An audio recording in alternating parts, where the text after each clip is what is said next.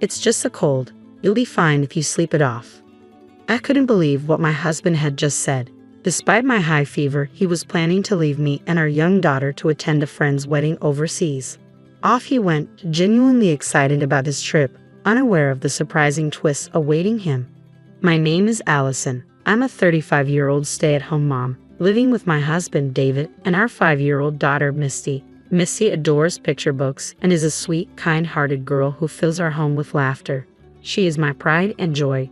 David is a social butterfly, well-versed in various hobbies and always full of entertaining stories. He was the man I was proud to marry, and I believed that our union would bring eternal happiness. In the beginning, our married life was blissful. We enjoyed a sweet newlywed phase and were blessed with a child fairly quickly. At David's request, I quit my job when I got pregnant. The pregnancy was smooth, and I gave birth to Misty without any complications. That's when everything changed.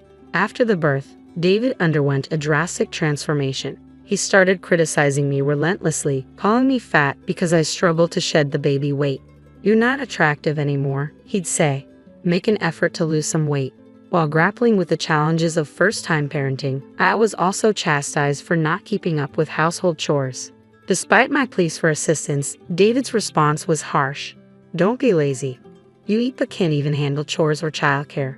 Unbelievable.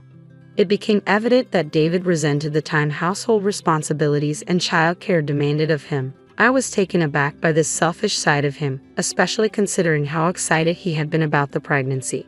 Whenever I mustered the courage to ask for help, David would complain to neighbors and relatives, portraying me as negligent and incompetent, which left me feeling humiliated and afraid to confront him. However, the most significant problem was money. Before Misty arrived, we both contributed to a joint account and spent the rest as we pleased. Once she was born, David took charge of finances since I no longer had an income. Unfortunately, he provided very little for our living expenses. On one occasion, he insisted I manage with just $300 for all three of us. This caused me immense stress, affecting my ability to produce enough breast milk, forcing us to rely on formula. Between formula and diapers alone, $300 was woefully inadequate. Desperate to save money, I started cooking budget meals, but David's response was anything but supportive. He would angrily criticize the food, saying, "Don't serve me this cheap-smelling food." When I suggested finding a job to contribute financially, he belittled me, claiming, "You can't handle housework, let alone a job and raising a child. You're just planning to slack off and make me do everything. Manage with the money I give you." David vehemently opposed the idea of me working, perhaps fearing it would increase his household responsibilities. Now that Misty is 5 years old, David seems to have lost interest in her. He often ignores her attempts to engage with him, opting instead to immerse himself in his phone. I had believed that marrying David would create a happy family, but I was mistaken. Witnessing Misty's disappointment as David ignores her and refuses to play with her breaks my heart. Then, one day, I discovered that David had used the money we had saved for Misty's education. As I am not working, I worry that we are barely scraping by each month. David is responsible for managing our finances, yet he refuses to disclose our savings or expenditures. I suspect we may not be saving at all and could be running a deficit each month, prompting him to dip into the education fund. When I confronted David about it, he adamantly refused to explain how he had spent the money. Finally, he snapped, "I earned this money. How I spend it is my business. You and Misty eat because of me, so stop complaining." Despite my repeated attempts to discuss the matter, David remained obstinate, and our conversations led nowhere. Then David dropped a bombshell. A friend invited me to their wedding overseas. I was stunned. Even if his friends covered some travel expenses, going abroad would still be a significant financial strain. We were already struggling to afford Misty's education, so how could we possibly afford an overseas trip? I tried to discuss this with David, but he brushed off my concerns and began making arrangements for the trip. Divorce crossed my mind briefly, but the thought of Misty having only one father held me back. I couldn't bear to take that away from her. The day before David was set to leave, I was hit with a high fever. It had been years since I last had a fever, and this was the first time as an adult. I was plagued by headaches, nausea, dizziness, and body aches that clouded my senses. "Could you please consider skipping the wedding? I'm really struggling with this fever," I asked weakly. David chuckled dismissively, saying, You'll be fine if you sleep it off. His tone carried an edge of impatience as he added, "Stop being so needy. Handle it yourself. You can't even manage yourself, and you're not even working." Desperate, I pleaded, "Could you at least get some food for Misty? She hasn't eaten properly since yesterday." Exhaling heavily, David replied, "I don't have time for that, and I don't want to catch anything. I'm staying in the hotel tonight." With that, he left us behind to attend the overseas wedding. At that moment, suffering from a high fever, I had made a decision. For Misty's sake, I knew I had to let go of someone as selfish as David. 5 days later, David returned home in high spirits. "I'm back. Why are Mom and Dad here?" David's parents were sitting in the living room. They remained silent. "What's going on? Where's Allison?" It was Misty who answered David's question. "Mom is in heaven now." "What? What are you talking about?" David, thinking Misty was joking, burst into laughter. His parents shook their heads in disbelief. "You've made a terrible mistake. It's too late now," his father finally said. David looked bewildered, struggling to understand the weight of their words. Did Allison really die from that high fever? David muttered to himself as he watched his parents leave the house with Misty. She waved at him, but as usual, he ignored her. His parents got into the car and drove away. That was the plan. My parents and I were quietly waiting in the kids' room. I had my phone connected to my in-laws and was monitoring the living room through a hidden camera on my computer. Nearby, my sister stood ready to pick up Misty, shielding her from hearing things she shouldn't. Only my in-laws remained in the car. During David's time overseas, I had informed both sets of parents about his appalling behavior. I had been contemplating divorce, but I knew he would resist paying alimony or child support. Thus, I sought their support in revealing the truth for the divorce proceedings. I had told Misty she might not see David again, and when she expressed a desire to say goodbye, I arranged for my in-laws to be present in the living room. Remarkably, Misty didn't protest the possibility of not seeing her father again. Even at her young age, she seemed to understand that her father wasn't treating her well. From now on, I would have to focus on Misty's well-being above all else. I wondered how David would react to Misty's words, "Mom is in heaven." Would he show remorse for his actions or apologize tearfully? I watched in silence through the hidden camera, hoping for some sign of regret.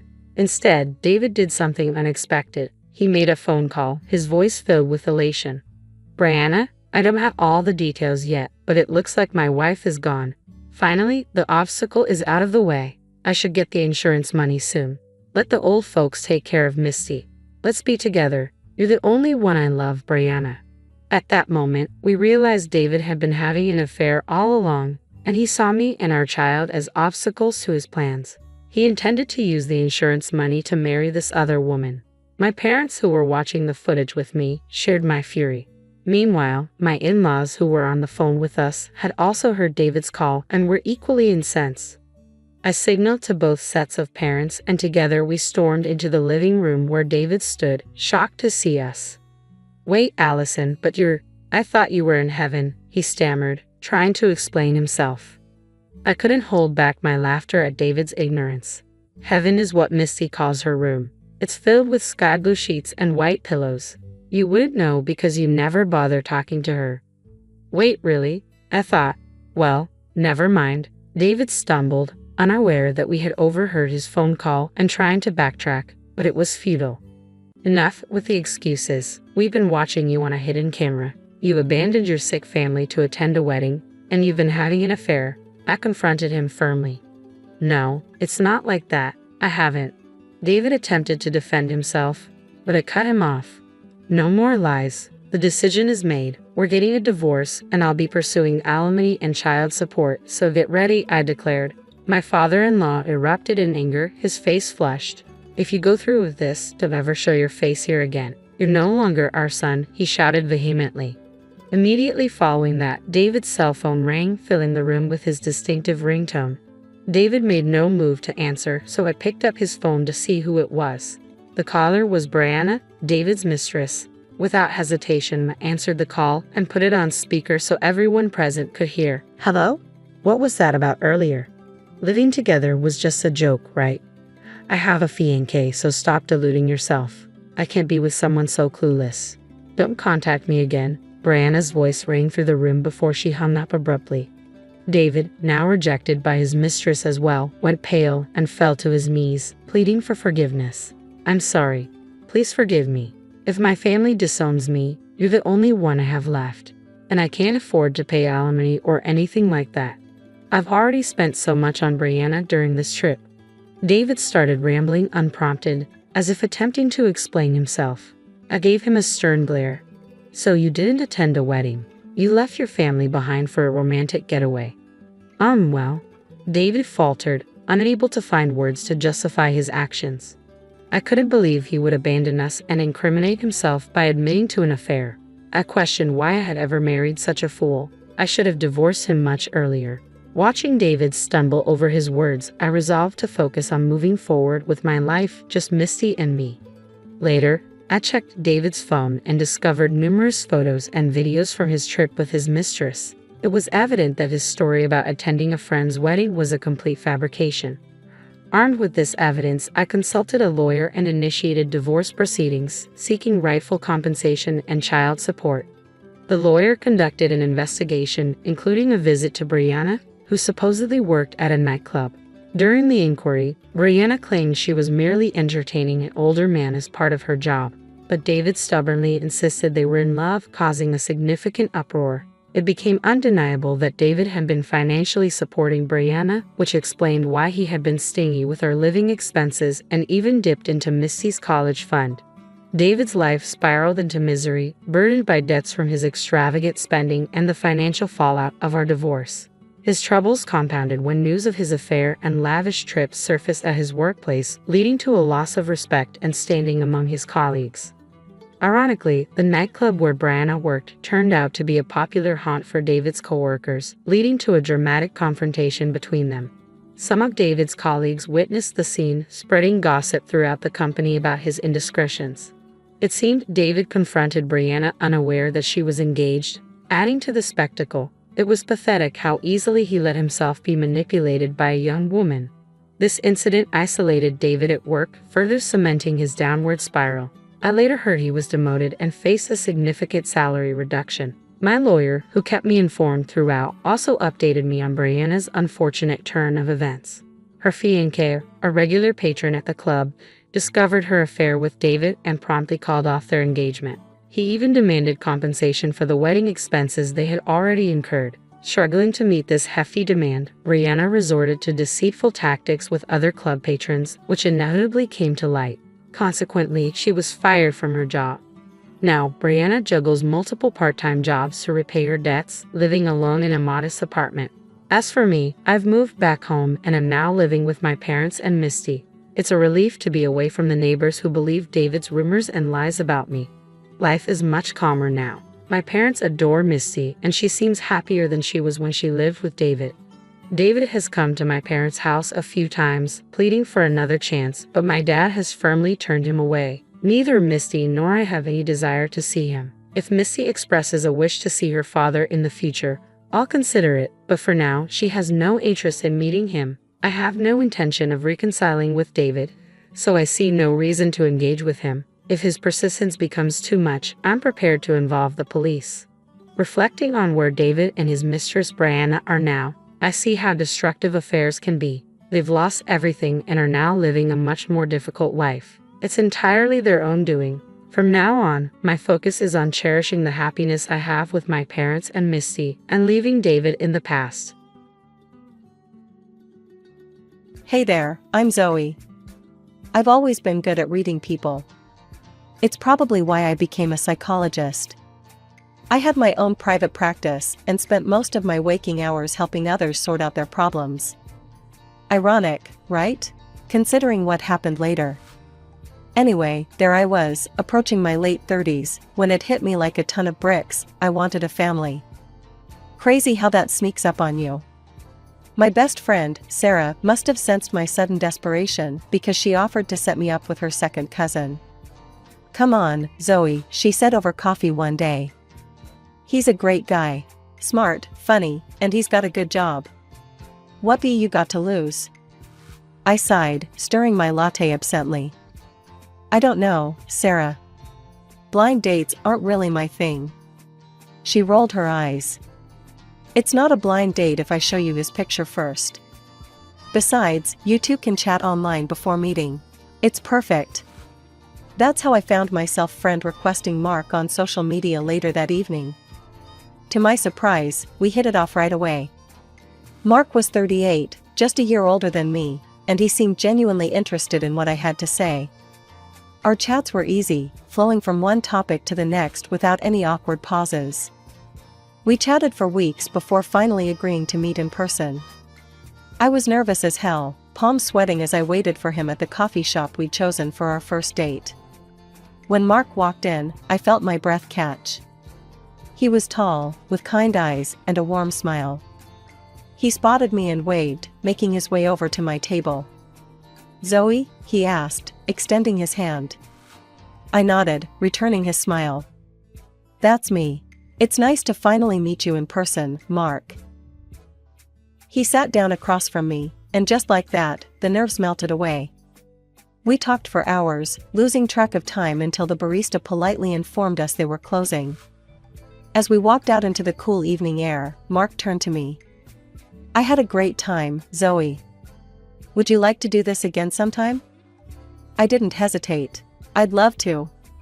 And just like that, I found myself falling headfirst into a relationship with Mark. We started seeing each other regularly, going on dinner dates, walks in the park, and even a few weekend getaways. As our relationship progressed, I noticed something peculiar about Mark. His phone was constantly buzzing with messages. At first, I didn't think much of it. We all have busy lives, right? But the frequency was unusual, even for a popular guy. One night, as we lay in bed after a nice dinner, his phone lit up for what felt like the 100th time. I couldn't help myself. "Busy night, huh?" I asked, trying to keep my tone light. Mark glanced at his phone and smiled sheepishly. "Oh, it's just my mom. She likes to check in." I raised an eyebrow. "Your mom? At this hour?" He shrugged, looking a bit uncomfortable. "Yeah, we're pretty close. She raised me alone after my dad died when I was 5. I had pretty bad bronchial asthma as a kid. There were times she literally saved my life." I listened as Mark opened up about his childhood. The more he talked, the clearer the picture became. His mother wasn't just devoted, she was his entire world. "Sounds like you two have a special bond," I said, choosing my words carefully. Mark nodded enthusiastically. "We do. I owe her everything." As a psychologist, alarm bells were ringing in my head.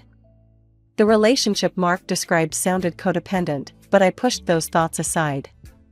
I wasn't his therapist, I was his girlfriend. It wasn't my place to analyze their relationship. Weeks turned into months, and soon we'd been dating for nearly a year. Mark was sweet, attentive, and our relationship felt solid. But there was always this nagging feeling in the back of my mind about his relationship with his mother. One day, as we were having lunch at my place, Mark suddenly looked nervous. "Zoe," he began, fidgeting with his napkin. "I'd like you to meet my mom. I think you'll really like her. She's excited to meet you too." The next weekend, I found myself standing outside a modest 2-story house, my palms sweating. Mark squeezed my hand reassuringly as he rang the doorbell. The door swung open, revealing a petite woman with graying hair and Mark's kind eyes. She smiled warmly at us. "You must be Zoe," she said, pulling me into an unexpected hug. "I'm Helen. Come in, come in." As we settled in the living room, I couldn't help but notice how Helen's eyes never left Mark. She fussed over him, asking if he wanted a drink or a snack, completely ignoring my presence. I watched their interaction, feeling more like an observer than a participant. Helen dominated the conversation, constantly bringing up stories from Mark's childhood or fretting over his health. As we left a few hours later, I felt drained. Mark, on the other hand, seemed oblivious to the awkwardness. "So, what did you think?" he asked eagerly as we drove away. I hesitated, choosing my words carefully. "Your mom clearly loves you very much." Mark beamed. "She's great, isn't she? I knew you'd like her." I forced a smile, not having the heart to burst his bubble.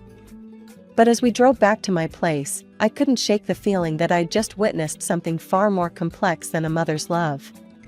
6 months flew by, and before I knew it, Mark was down on one knee, a sparkling ring in his hand. Despite my lingering concerns about his relationship with Helen, I said yes. I was in love, and I truly believed we could work through any issues together. We decided to move in together, into my apartment, of course. As we dove into wedding preparations, I quickly realized this wasn't going to be the fun, exciting experience I'd always imagined. Helen inserted herself into every decision, every detail. It wasn't just the wedding, either. Helen called constantly, always with some crisis that required Mark's immediate attention. One evening, as we were discussing flower arrangements, Mark's phone rang. He answered immediately, his face creasing with concern. "What's wrong, Mom? The sink's leaking? I'll be right there." He hung up and turned to me apologetically. "I've got to go help Mom. Her sink is leaking, and you know how she is with plumbers." This scene repeated itself almost daily. If it wasn't a leaky sink, it was a stubbed toe or a sad mood that only Mark could lift. And if he ever hesitated. "After all I've done for you," Helen's voice would crack over the speakerphone. "I just need a little help. Is that too much to ask?" I couldn't take it anymore. One night, after Mark returned from yet another Helen emergency, I decided to broach the subject. "Mark," I said gently, "I think it might be helpful if we saw a couples therapist. Someone who could help us navigate this situation with your mom. I think her demands are a bit excessive." "Excessive?" Mark's voice rose. "She raised me alone, Zoe. She saved my life multiple times. How can you call that excessive?" I backpedaled, realizing I'd hit a nerve. "I'm not saying she doesn't love you. I'm just worried about the impact on our relationship." Mark softened slightly. "Okay, maybe you're right, but can we do it after the wedding? We're so busy right now, and I don't want to add more stress." I knew I should push harder, insist on addressing this before we tied the knot. But I was exhausted from fighting this invisible battle with Helen. So, against my better judgment, I agreed. The weeks flew by in a whirlwind of cake tastings, dress fittings, and endless phone calls with Helen. Before I knew it, we were just days away from the wedding. Despite the stress, I was excited. My friends had planned a bachelorette party, and I was looking forward to a night of fun without wedding talk or Helen drama. We hit our favorite bar, laughing and dancing. For the first time in months, I felt light, free from the constant tension of planning a wedding under Helen's watchful eye. Then my phone rang. Mark's name flashed on the screen. "Zoe," his voice was tight with panic. "Mom's in the hospital. Her blood pressure spiked. I'm heading there now." I quickly explained the situation to my friends and called a taxi. The ride to the hospital felt endless, my mind racing with worst-case scenarios. The moment Helen saw me, her face crumpled. "Oh," she moaned, dramatically covering her face with her hands. "It's you. My blood pressure, it's your fault. All this wedding stress." I froze, shocked by the accusation. "Helen, Helen peeked through her fingers, her eyes narrowing at me. "I can't handle this right now, my poor heart." Mark turned to me, his expression apologetic but firm. "Zoe, could you wait outside? Just for a bit?" Stunned, I nodded and walked out, collapsing into a chair in the hallway. I sat there for what felt like an eternity, nurses and doctors bustling past me. Finally, I stood up, determined to understand what was happening. I approached the nurse's station, using every ounce of my professional demeanor. "Excuse me," I said to the doctor charting nearby. "I'm Zoe, Helen Johnson's future daughter-in-law. Could you tell me about her condition?" The doctor looked up, his expression neutral. "Mrs. Johnson's blood pressure is elevated, but not dangerously so. We're monitoring her, but there's no immediate cause for concern." I took a deep breath, weighing my next words carefully. "Doctor, I'm a psychologist. And I'm concerned that Mrs. Johnson might be dealing with some psychological issues. Has anyone evaluated her mental health? The doctor's eyebrows rose slightly. That's an interesting observation. We haven't done a psychological evaluation, but given what you're saying, it might be worth looking into. I'll make a note to refer her for an assessment. I nodded, grateful for his understanding. Thank you, doctor. I appreciate your help. Returning to my seat in the hallway, I waited a bit longer, hoping Mark would emerge. But as the minutes ticked by, I realized he wasn't coming out anytime soon. Defeated, I sent him a text, heading home. Call me when you can. I called another taxi and went back to our apartment. My phone buzzed with messages from my friends, asking where I'd disappeared to. I sent a quick apology, telling them to enjoy the rest of the night without me. It was past midnight when I heard the key in the lock. Mark shuffled in, looking exhausted. Hey, he said softly. You're still up. I sat up, trying to keep the hurt and anger out of my voice. How's your mom? He sighed, sinking into the armchair across from me. She's okay. They're keeping her overnight for observation. I stayed until she fell asleep. She was so upset, Zoe. She kept asking me not to leave her alone. I couldn't hold back anymore. Mark, do you really think that's all it is? Don't you see what's happening here? He looked at me, his eyes pleading. Zoe, please, not tonight. Can we just go to bed? I'm exhausted. I wanted to argue, to make him see reason. But looking at his tired face, I knew it was pointless. So I nodded, swallowing my frustration. The big day finally arrived. Mark pulled me aside just before the ceremony and took a deep breath. Look, I know things have been tense with Mom lately. But I've made some arrangements to keep her happy today. I just need you to go along with it, please? My heart sank. What kind of arrangements? Mark explained quickly. Helen had a special menu prepared for her, citing non-existent allergies. She'd be seated next to Mark at the head table, not with the other parents. The DJ had a list of her favorite songs to play. And, Mark added hesitantly, she wants to make a speech. I closed my eyes, counting to 10 in my head.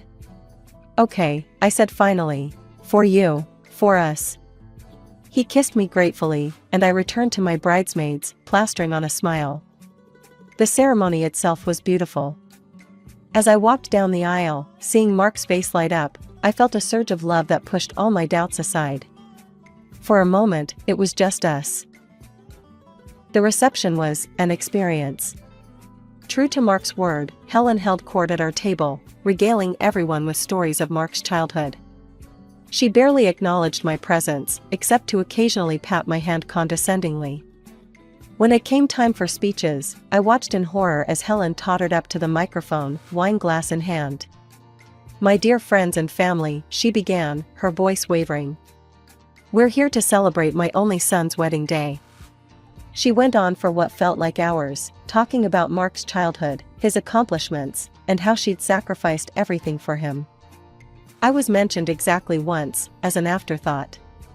As she finally wrapped up, Helen raised her glass. To my son, and his wife. May they be as happy as Mark and I have always been. I downed my champagne in one gulp. The rest of the night passed in a blur. We danced, we laughed, we cut the cake. And through it all, Helen hovered, always ready to interject herself into every moment. The wedding is over, but as the days turned into weeks, and the weeks into months, nothing changed. Helen called every day, sometimes multiple times a day. There was always some crisis, some reason she needed Mark's immediate attention. One day, as he grabbed his keys, I couldn't hold back anymore. Mark, we need to talk about this. It's not healthy, for any of us. He sighed, running a hand through his hair. I know, you're right. We should see someone. A therapist, like you suggested. Let's look into it this weekend. But when the weekend came, there was always some reason to postpone. Helen needed help with her grocery shopping. The lawn needed mowing. the cat needed to go to the vet. And so it went, week after week. Empty promises and endless excuses. 3 months into our marriage, I was at my wit's end. The constant intrusions from Helen, Mark's unwillingness to set boundaries, and the strain on our relationship were taking their toll. When my vacation time came around, I saw it as a golden opportunity. "Mark," I said one evening, trying to keep the desperation out of my voice, "let's go on a honeymoon. Just the two of us, away from everything. What do you say?" To my surprise and relief, Mark's face lit up. "That sounds amazing, Zoe. Where do you want to go?" We spent the next hour excitedly planning a tropical getaway. For the first time in months, I felt hopeful. This was our chance to reconnect, to remember why we fell in love in the first place. "I'll take care of everything," Mark promised. "The flights, the hotel, all of it. And when we get back, I promise we'll deal with the situation with Mom. Maybe look into that therapy we talked about." The day of our departure arrived, and I was practically bouncing with excitement as we drove to the airport. Mark seemed a bit distracted, but I chalked it up to pre-flight jitters. As we approached the check-in counter, Mark handed me my boarding pass. I glanced at it, then did a double take. "Economy?" I asked, confused. "I thought we were flying together." Mark shifted uncomfortably. "Yeah, about that. I had some credit card bonuses I could use, but there was only enough for one first-class ticket. I figured since I'm taller, it made sense for me to take it. It'll save us money overall." I stared at him, hurt and bewildered. "But, it's our honeymoon. Couldn't we have both flown economy and sat together?" "Come on, Zoe," he said, a hint of irritation in his voice. "Don't make a big deal out of this. It's just a few hours." Swallowing my disappointment, I tried one last time. "Okay, well, can I at least come to the first-class lounge with you before the flight? We could pay extra." "No," Mark cut me off quickly. "The ticket's in my name. They won't let you in." "Look, I've got to go check in. I'll see you on the other side, okay?" Before I could respond, he was gone, wheeling his suitcase towards the first-class check-in. Feeling deflated, I made my way through security and to the regular boarding lounge. As I sat there, trying to salvage my excitement for the trip, a familiar figure caught my eye. There, just outside the first-class lounge, I saw a flash of graying hair and a floral dress that looked suspiciously like something Helen would wear. My heart started racing. Was I imagining things? Had the stress of the past few months finally made me paranoid? But Mark's strange behavior, his insistence on flying first class alone, his refusal to let me into the lounge, it all suddenly made a horrible kind of sense. Before I could talk myself out of it, I marched up to the first class lounge desk. "Excuse me," I said, pulling out my credit card. "I'd like to purchase access to the lounge, please." The attendant looked skeptical, but processed my payment. As she handed me the access card, I took a deep breath, steeling myself for what I might find. I pushed open the door to the lounge, my eyes scanning the plush seats and buffet tables. And there, in a quiet corner by the window, sat Mark and Helen, heads close together over cups of coffee. They looked comfortable, like they were embarking on their own little adventure. I took a deep breath and strode towards Mark and Helen, my heels clicking loudly on the polished floor. They both looked up as I approached, and I saw the color drain from Mark's face. "Zoe," he exclaimed, jumping to his feet. "What are you doing here?" "I could ask you the same thing," I replied, my voice ice cold. "Care to explain why you're here with your mother instead of your wife?"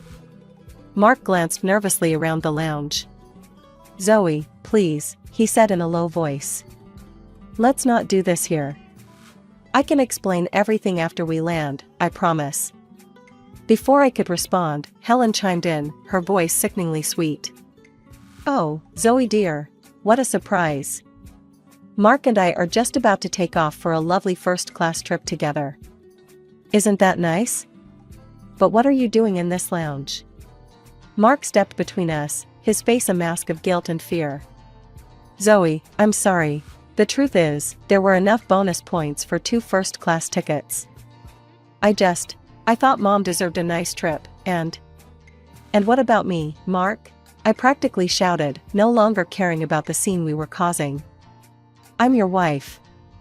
We're supposed to be starting our life together, but instead, you're jetting off with Mommy Dearest while I'm shoved in economy like an afterthought.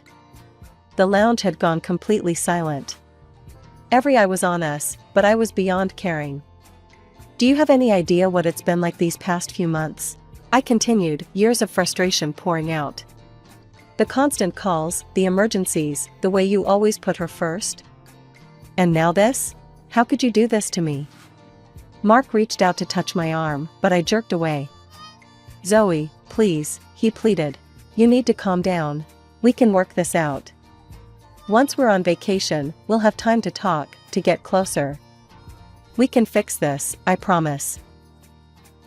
I stared at him, suddenly feeling very calm and very, very tired. Fix this? I repeated quietly. Mark, there's nothing left to fix. I'm going home and I'm filing for divorce. Mark's jaw dropped. Divorce? Zoe, you can't be serious. But Helen cut him off, a triumphant smile spreading across her face. She stood up and linked her arm through Mark's. Well, if that's how you feel, dear, I think it's for the best. Come along, Mark. We don't want to miss our flight. I watched in stunned silence as Helen led Mark away.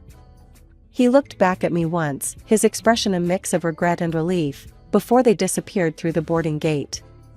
For a moment, I just stood there, feeling the weight of dozens of curious stares. Then, without a word, I turned on my heel and walked out of the lounge. As I made my way through the airport, my mind was oddly blank. I should have been crying, screaming, feeling something. But all I felt was a strange sense of liberation. I spent the next few hours gathering Mark's belongings. Clothes, books, the silly knickknacks his mother always bought him. I packed it all up methodically, my mind oddly calm. When I was done, I called a courier service and had everything sent to a nearby storage facility. The next day, I contacted a divorce lawyer. As I signed the preliminary paperwork, I felt a weight lifting off my shoulders. This was the right decision, I knew it in my bones. Instead of wallowing, I decided to use my vacation time for myself. I redecorated the apartment, erasing all traces of Mark. I reconnected with old friends, started yoga classes, and spent long hours reading books I'd been meaning to get to for years. A month passed, and my phone buzzed with a message from Mark. I stared at it for a long moment before opening it. Zoe, please, can we talk? I typed out a brief response. Storage facility number 247. Access code 8891. Your things are there. Divorce papers have been sent to your mother's address. Please sign and return them. Then I blocked his number. Returning to work was like a breath of fresh air. I threw myself into my practice with renewed energy. My experiences, painful as they were, had given me new insights into codependent relationships. I channeled this knowledge into a series of research papers, carefully anonymizing the details. To my surprise and delight, these papers caught the attention of the psychology department at the local college. They invited me to give a guest lecture, which turned into an offer for a part-time teaching position. It was at the college that I met James.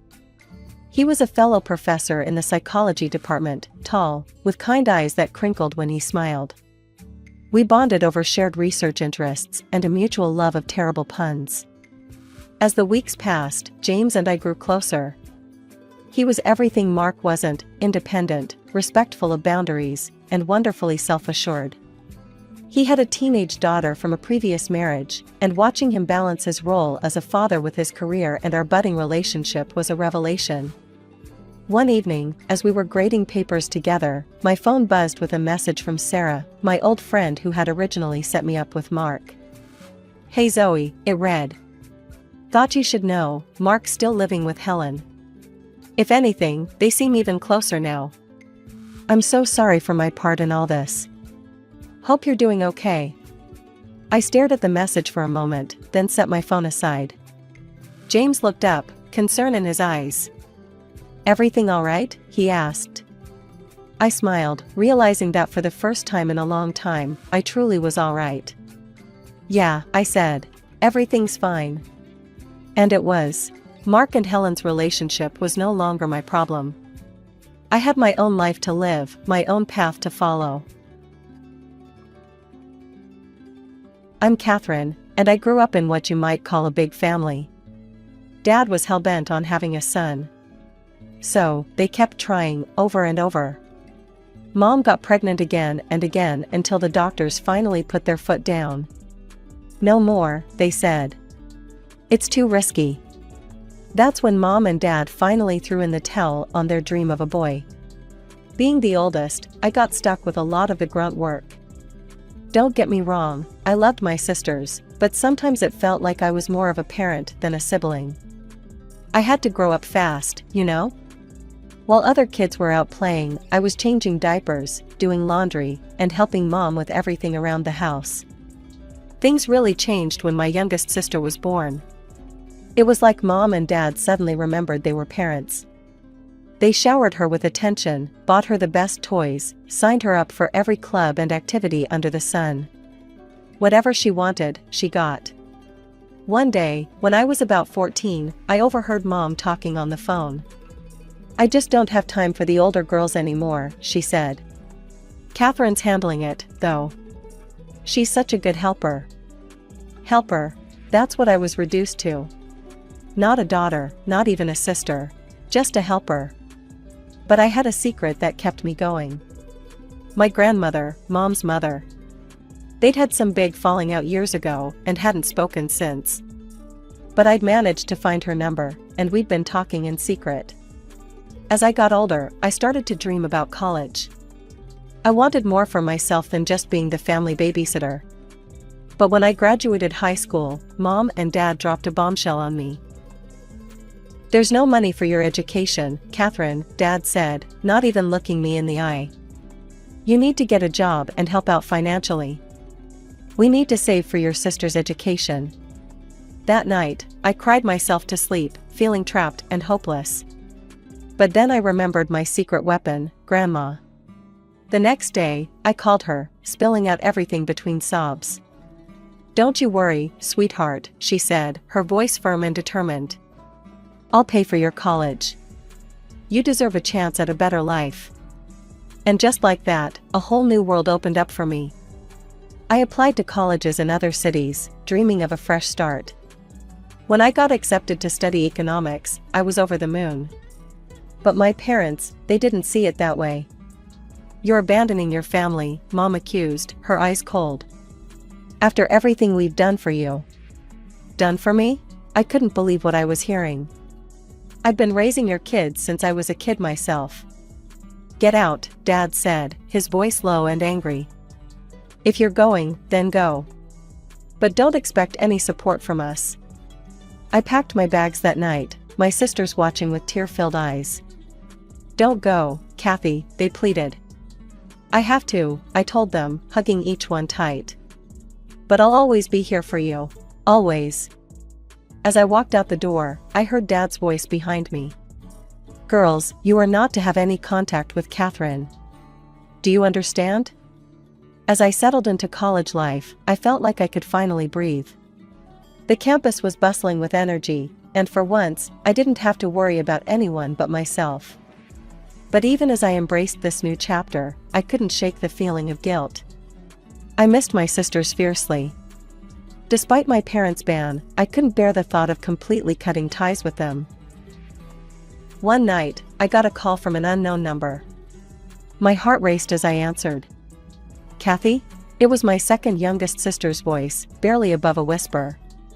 "Emily? Is that you?" I could hardly contain my excitement. "Yeah, it's me. I'm using my friend's phone. Mom and Dad can't know." We talked for hours that night, catching up on everything.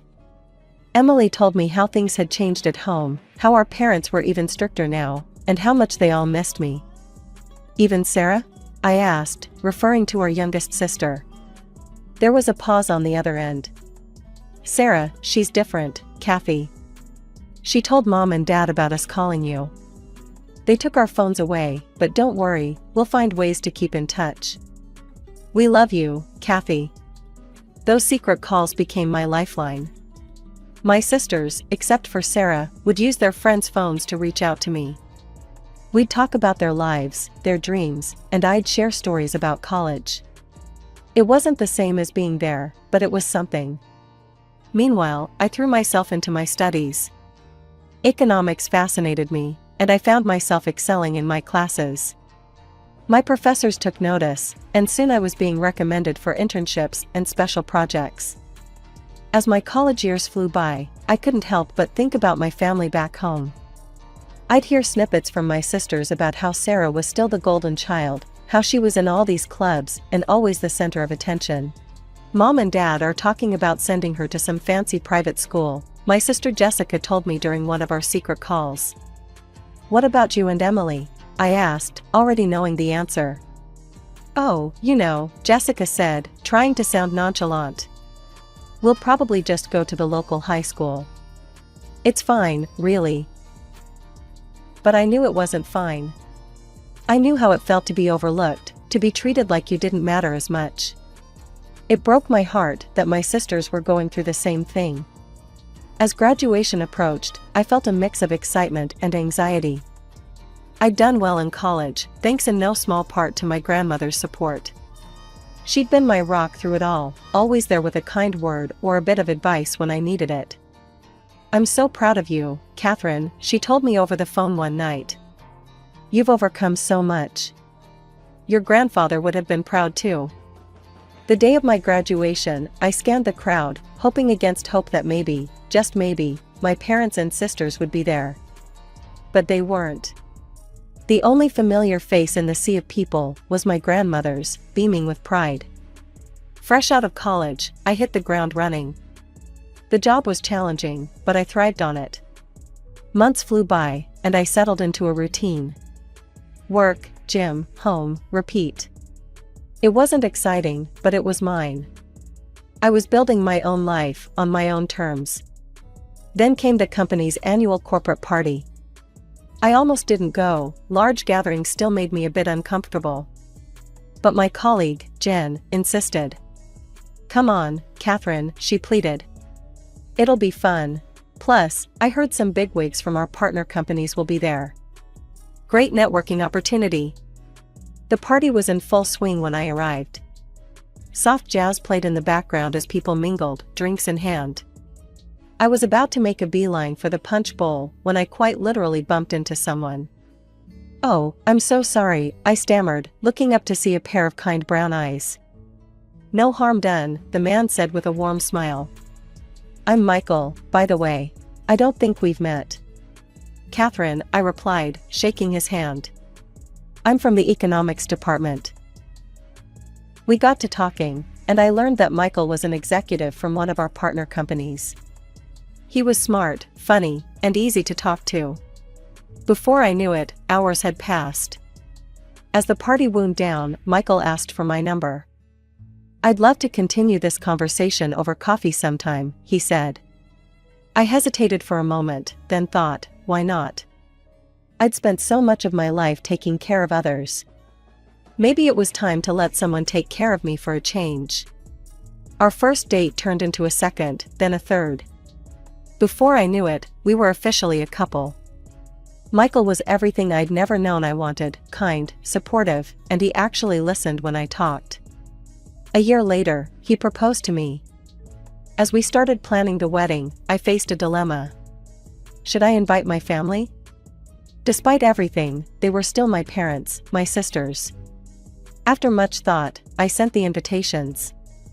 To my parents, to all my sisters, even Sarah. I also sent one to my grandmother, the one person who had always been there for me. Weeks passed, and I heard nothing from my parents or sisters. Then, one day, I got a call from Emily. Kathy, she said, her voice trembling. We got your invitation. Mom and Dad, they won't let us come. They won't even let us send you a card. I'm so sorry. The day of the wedding arrived. As I stood in front of the mirror in my white dress, I felt a mix of joy and sadness. My grandmother walked in, her eyes shining with tears.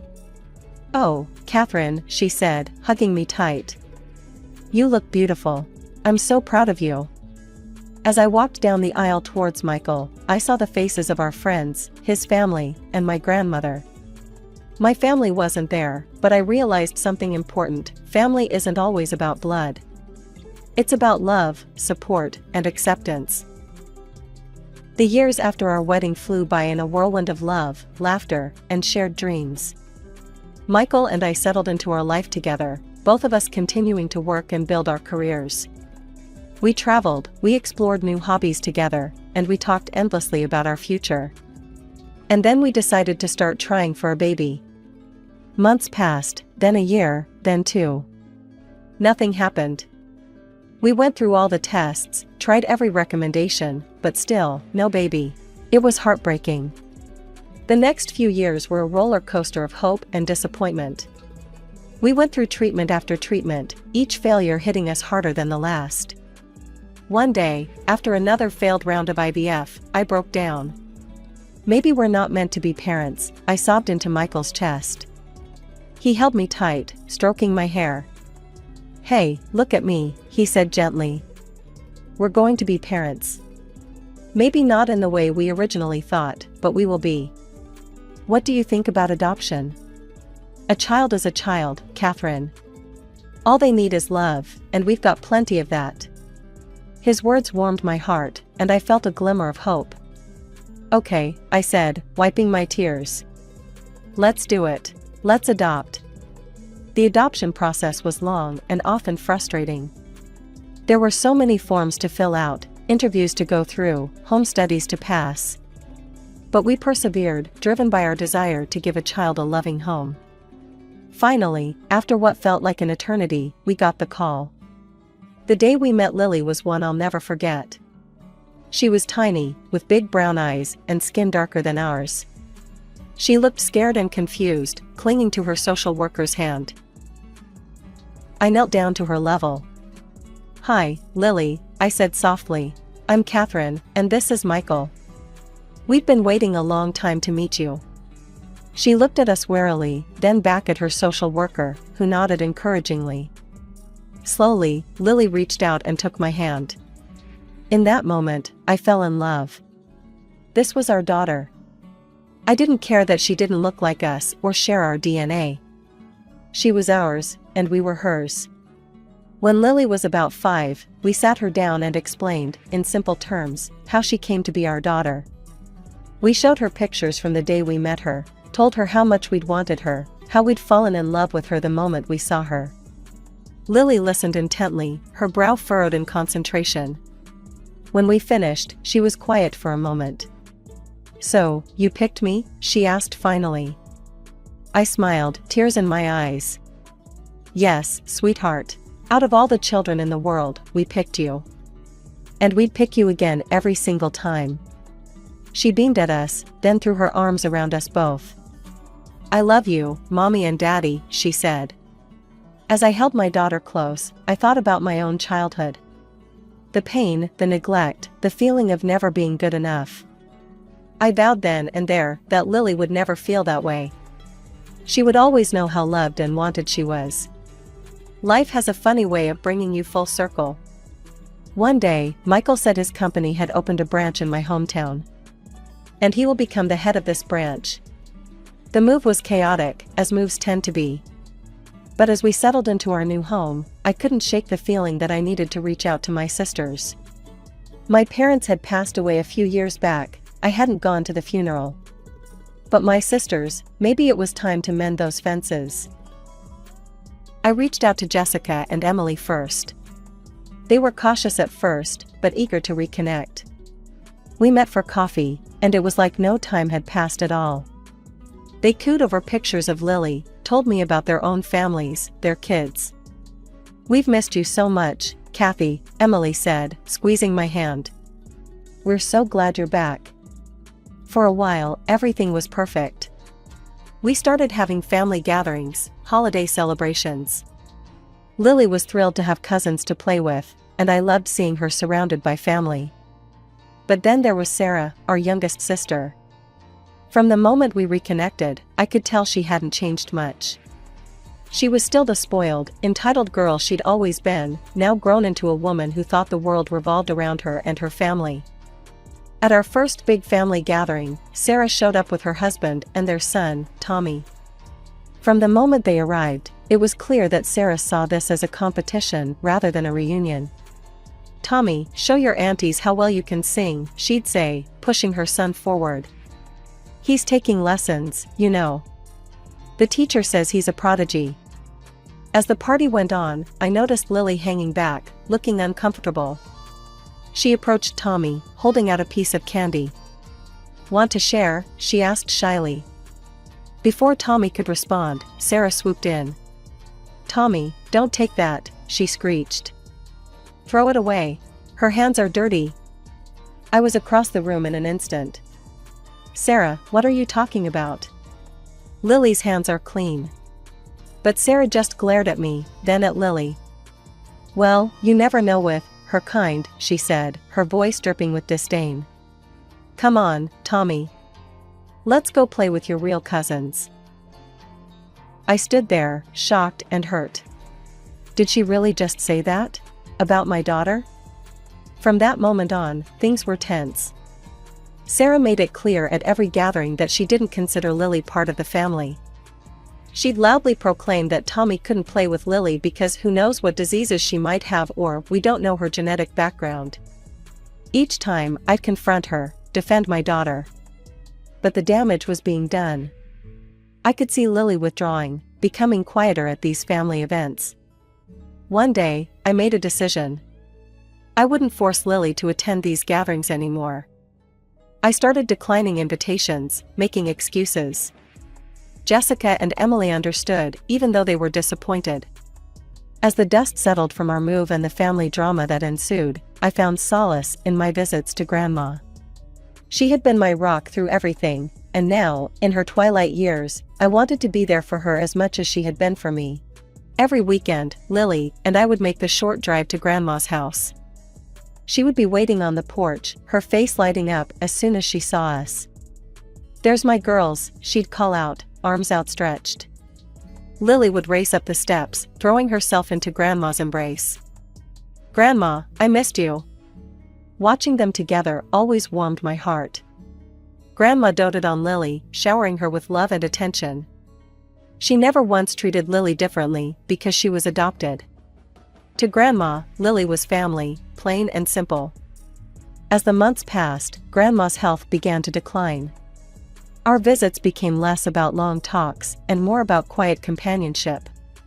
Lily would read to her, or show her drawings she'd made.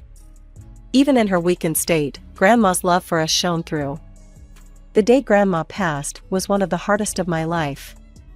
We'd been there with her at the end, holding her hand as she slipped away peacefully.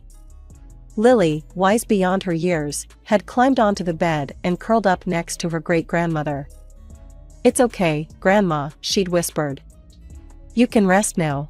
We love you." In the days that followed, as we dealt with our grief and the logistics that come with losing a loved one, we received some unexpected news. Grandma's lawyer called, asking us to come to his office. "Your grandmother left a will," he explained when we arrived. "And, well, you might want to sit down for this." What he told us next left me speechless. Grandma had left everything to me and Lily. The house, several cars, and over $1 million. "Your grandfather was quite successful," the lawyer explained. "And your grandmother was an astute investor. She had intended to leave it all to your mother, despite their estrangement. But when your mother passed..." I nodded, understanding. Grandma had changed her will, leaving everything to us. When word got out about the inheritance, my phone started ringing off the hook. Jessica and Emily called to congratulate me, saying I deserved it.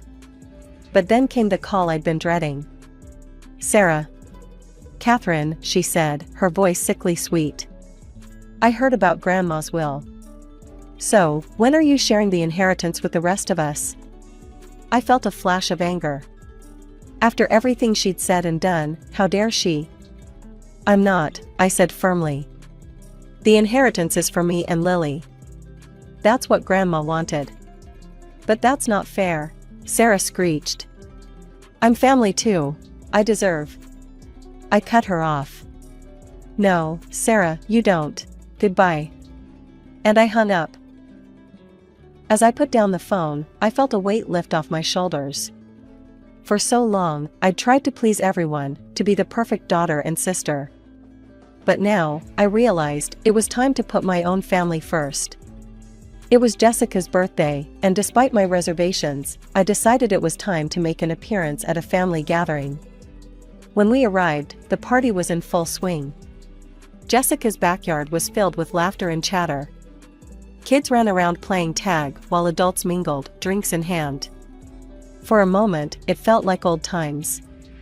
Jessica embraced me warmly. I'm so glad you came, Kathy, she whispered. I could see the genuine happiness in her eyes. For the first hour or so, everything was fine. Lily joined her cousins on the lawn, their laughter floating across the yard. I relaxed a bit, thinking maybe this wasn't such a bad idea after all. But then I saw Sarah.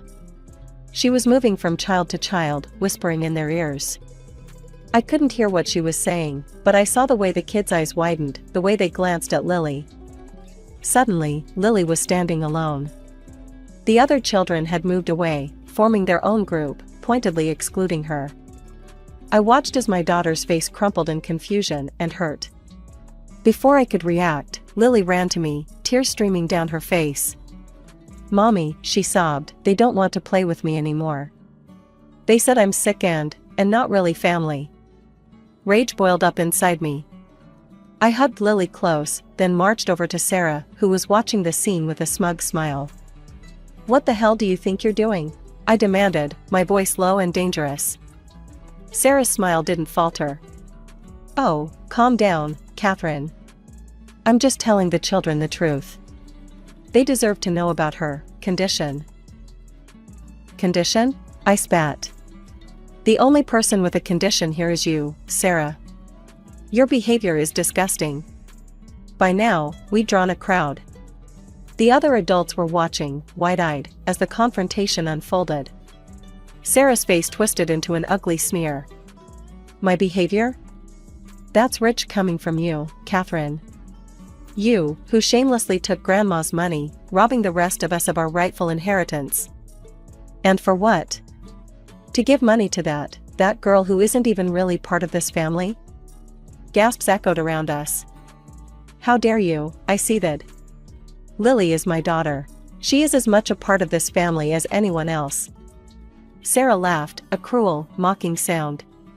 Family? She's not even related to us. She's just some random kid you picked up, probably born to drug addicts or criminals. She has no right to our family's legacy. I was shaking with fury now. You don't know anything about Lily or her birth parents. And it doesn't matter. She is my daughter, and I love her more than anything in this world. Love? Sarah sneered. Is that what you call it when you use a child to steal from your own family? Face it, Catherine. You're nothing but a thief, using that girl to get Grandma's money. Well, we won't stand for it anymore. It's time you shared what rightfully belongs to all of us. I was about to respond when Jessica stepped forward, her face set in determination. That's enough, Sarah, she said firmly. You have no right to speak to Catherine like that, or to treat Lily this way. Sarah's eyes widened in shock. What, you're taking her side? Emily joined Jessica, standing beside me. We both are. Catherine has always been there for us, even when our own parents weren't. She raised us, Sarah. She deserves every penny of that inheritance. I felt a lump form in my throat, touched by my sister's support. Sarah's face contorted with rage. You traitors! How dare you! You're betraying the memory of our parents. Emily scoffed. Our parents? The same parents who neglected us and showered you with attention? The same parents who cut Catherine off for daring to want an education? Jessica nodded. And let's not forget, Sarah, how you took Mom and Dad's house and all their savings after they died. You didn't share a cent of that with any of us." I gasped, this information new to me. "What? Is that true, Sarah?" Sarah's face paled, her mouth opening and closing like a fish out of water. "It's true," Emily confirmed. "She got everything when Mom and Dad passed, and she never once offered to share." A wave of disappointment and anger washed over me. All this time, Sarah had been accusing me of theft when she'd done the very same thing.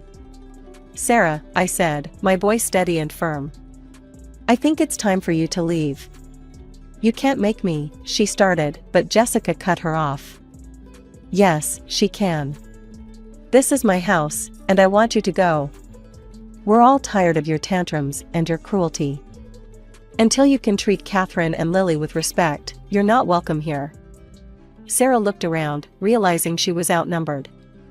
With a final glare, she grabbed her son's hand and stormed off. As the gate slammed behind her, I felt a weight lift off my shoulders. I turned to my sisters, tears in my eyes. "Thank you," I whispered. Later that night, I made a decision. The next day, I called my sisters and told them my plan. Despite their protests that I didn't need to do this, I insisted. I gave them the house and the cars, keeping the $1 million for our family.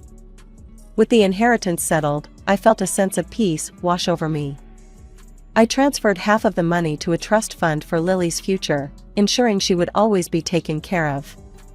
The other half, Michael and I decided to use for our family. We'd take that trip to Disney World that Lily had been dreaming of. We'd renovate our home, creating the perfect space for our little family.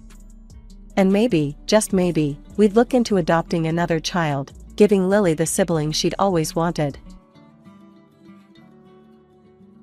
I never knew what a real family was supposed to be like until I was 7 years old. My name's Rebecca, but everyone calls me Becky. I grew up thinking that all families were like mine, cold, distant, and devoid of affection. My dad, a successful dentist with his own practice, and my mom, who worked as his nurse, provided for me materially, but that was about it. From as far back as I can remember, hugs and kisses were foreign concepts in our house. My parents never showed any warmth towards me, and I just assumed that's how things were supposed to be. We lived in a nice house, had good food on the table, and I always had clean clothes to wear. But something was missing, and I couldn't put my finger on it. Our family didn't socialize much. We rarely had visitors, and I never went to other kids' houses. It was just us, in our own little bubble. Looking back, I realize how isolated we were, but at the time, it seemed normal. Everything changed when I made friends with a girl in my class, Sarah. One day, she invited me over to her house after school. I remember walking into her home and feeling like I'd stepped into another world. Sarah's mom greeted us at the door with a warm smile. "Hi, sweetie," she said, pulling Sarah into a tight hug. "And you must be Becky. It's so nice to meet you." Before I knew what was happening, she had wrapped her arms around me too. I froze, not knowing how to react. The hug was nice, warm, comforting. All these new sensations washed over me, and I felt my eyes start to water. As we sat in Sarah's living room doing our homework, I couldn't help but notice how different everything felt. Sarah's mom would pop in occasionally, asking if we needed anything, ruffling Sarah's hair, or giving her a quick peck on the cheek. Each time, I felt a pang in my chest. When it was time for me to go home, Sarah's mom offered to drive me. As we pulled up to my house, she turned to me with a kind smile. "It was lovely having you over, Becky. You're welcome anytime." Then, to my absolute shock, she leaned over and kissed me on the cheek. "Good night, sweetie." I stumbled out of the car, my mind reeling. As I walked into my house, I saw my parents sitting in the living room, engrossed in their own activities. My mom was reading a book, while my dad was looking over some papers. "I'm home," I said hesitantly. My mom barely glanced up. "Did you finish your homework at Sarah's?" "Yes," I replied, then gathered my courage. "Mom, Dad, why don't you ever kiss me goodnight?" The silence that followed was deafening. My mom finally looked up from her book, her expression a mix of confusion and irritation. "What are you talking about, Rebecca? We feed you, clothe you, and provide a roof over your head. That should be enough for you." I felt my heart sink. "But that's enough, Rebecca," my dad interjected, not looking up from his papers. "Go to your room and get ready for bed." That night, as I lay in bed, I realized for the first time that something was wrong in our family. The warmth I had felt in Sarah's home was completely absent in mine. And as I drifted off to sleep, I wondered why my parents couldn't love me the way Sarah's mom loved her. As I grew older, the stark difference between my family and others became increasingly apparent.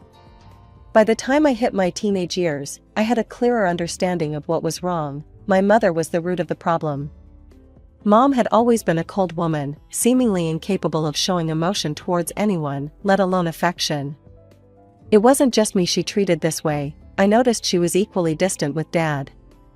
It was as if she was made of ice, impenetrable and unyielding. I started noticing more and more how burdened they seemed by their parental duties. They'd attend parent-teacher meetings, sure, but their faces always held barely concealed irritation, as if they'd rather be anywhere else. When my 16th birthday rolled around, I had a foolish hope that things might change. Maybe they'd surprise me with a heartfelt gift or even just a warm hug. Instead, I got a cold dose of reality. "Rebecca," Mom said over breakfast, her tone as flat as ever. "Your father and I need to discuss something with you." Dad cleared his throat. "We wanted to make it clear that you shouldn't expect us to pay for your college education. We're not required to do so." The words hit me like a slap in the face. I stared at them, unable to speak. "You're old enough now to start thinking about your future," Mom continued, not noticing or not caring about my shocked expression. "If you want to go to college, you'll need to figure out how to pay for it yourself." I nodded numbly, pushing away from the table. "Thanks for letting me know," I managed to say before retreating to my room. That day marked a turning point for me. I realized that if I wanted anything in life, I'd have to get it for myself. My parents weren't going to help me, they'd made that crystal clear. After graduating high school, I knew I needed to start earning more money. College seemed like a distant dream, but I was determined to make it happen someday. That's how I found myself working as a waitress at Joe's Diner, a small local restaurant just a few blocks from our house. Joe, the owner, was a middle-aged man with a perpetual 5 o'clock shadow and a belly that spoke of too many taste tests in the kitchen. When I applied for the job, he looked me up and down with a grin that made me slightly uncomfortable. Well, he said, stroking his chin. "You'll definitely attract customers with those looks, sweetheart. You're hired." 3 months into my new job, my life took another dramatic turn. It was a Tuesday morning, and I was getting ready for my afternoon shift when my parents called me down for breakfast. This was unusual. We rarely ate together, let alone had conversations over meals. As I sat down, I noticed my parents exchanging glances. My mother, her face as impassive as ever, spoke first. "Rebecca, your father and I have some news," she said, her voice devoid of any emotion. "We've decided to sell the house and move to Europe. The sale will be finalized next month." I waited for them to continue, to tell me about their plans for me. But the silence stretched on. Finally, I couldn't take it anymore. "So, what about me?" I asked, my voice small. "Am I coming with you?" My parents exchanged another look, this one tinged with what seemed like annoyance. My father cleared his throat. "Rebecca, you're an adult," he said, his tone matter of fact. "It's time for you to find your own place to live. We've fulfilled our duty. You're of legal age now, which means you need to figure things out on your own." Anger and disbelief warred inside me. "This is my home too," I shouted, standing up so quickly my chair toppled over. "You can't just throw me out." My father actually laughed, a cold, humorless sound that sent chills down my spine. "This house is my property, Becky. You have no claim to it." Tears stung my eyes as the full weight of their callousness hit me. Without another word, I ran upstairs and started throwing my belongings into a suitcase. As I was about to leave, my parents stopped me at the door. "Show us what's in the suitcase," my mother demanded, her eyes narrowed with suspicion. I couldn't believe what I was hearing. "Are you serious? You think I'm stealing from you?" "We just want to make sure you're not taking anything valuable," my father said, as if it was the most reasonable request in the world. That was the last straw. Years of pent-up anger and hurt came pouring out of me in a torrent of curse words and accusations. I screamed at them, calling them every nasty name I could think of, telling them they were the worst parents in the world. They didn't even flinch. When I ran out of steam, my mother simply opened the door and gestured for me to leave. With nowhere else to go, I headed to Joe's diner for my shift, dragging my suitcase behind me. Joe looked up from behind the counter, his eyebrows shooting up when he saw my suitcase. "Becky, what's going on?" I tried to keep it together, I really did. But as soon as he asked, the dam broke. Tears started streaming down my face as I told him everything, how my parents were selling the house, moving to Europe, and had kicked me out without a care in the world. Joe listened, his face growing more concerned with each word. When I finished, he reached out and took my hand. "Oh, sweetheart, that's terrible. Listen, I might be able to help you out." For a moment, hope fluttered in my chest. But then I saw the look in his eyes, and my stomach dropped. "You could stay at my place," he continued, his thumb rubbing circles on the back of my hand. "But you'd need to show me how grateful you are." I yanked my hand away, disgust replacing my sadness. "Are you kidding me?" Joe's face hardened. "Fine, have it your way. But if you're not going to take my offer, you can consider yourself fired. I don't need your drama in my diner." I rented a room at a cheap hostel for the night. As I sat on the lumpy bed, I pulled out my phone and opened my parents' social media pages. I'd never paid much attention to them before, but now I scrolled through their friends lists desperately, looking for any relatives who might be willing to help me. One by one, I reached out to them, explaining my situation. And one by one, they turned me down. Some were polite about it, others less so, but the result was the same: no one wanted to take me in. Just when I was about to give up hope, I got a message from someone I'd never met, my mother's aunt, Evelyn. She lived in another state but said she'd be willing to let me stay with her for a while. With no other options, I used the last of my money to buy a bus ticket to Aunt Evelyn's town. When I finally arrived, Aunt Evelyn was waiting for me at the bus station. She looked a lot like my mother, the same sharp features and steely eyes. "Rebecca," she said, nodding at me. "Welcome." As we drove to her house, Aunt Evelyn laid out the ground rules. "You can stay in the spare room. I expect you to keep it clean and help out around the house. And you'll need to find a job, I'm not running a charity here." The next few weeks fell into a routine. I found a job at a local cafe, worked long hours, and spent my free time cleaning Aunt Evelyn's house and cooking meals. She was always polite but distant, watching me with a wariness I couldn't understand. One evening, as I was dusting the living room, my eyes fell on a framed photograph I hadn't noticed before. It showed a young man with a bright smile, his arm around a younger version of Aunt Evelyn. "Aunt Evelyn?" I called out. "Who's this in the photo?" I heard a sharp intake of breath behind me. When I turned around, I saw something I never expected: tears in Aunt Evelyn's eyes. That's my son," she said, her voice cracking. "He died in a car accident 10 years ago." I put down the duster and did something I'd never done before: I hugged her. To my surprise, she hugged me back, her body shaking with silent sobs. When we finally pulled apart, Aunt Evelyn looked at me with wonder. "You know, I always thought you'd be just like your mother, cold and unfeeling." I shook my head, feeling my own tears welling up. "And I thought you were just like her too." I guess we were both wrong. As the days passed, Aunt Evelyn and I grew closer. The warmth I'd always craved from my parents, I found in her. We'd spend evenings talking, sharing stories, and slowly healing the wounds of our pasts. For the first time in my life, I felt truly loved and accepted. One evening, about 2 months after I'd arrived, Aunt Evelyn sat me down with a serious look on her face. My heart skipped a beat, fearing the worst. Was she going to ask me to leave? "Rebecca," she began, her voice soft but firm.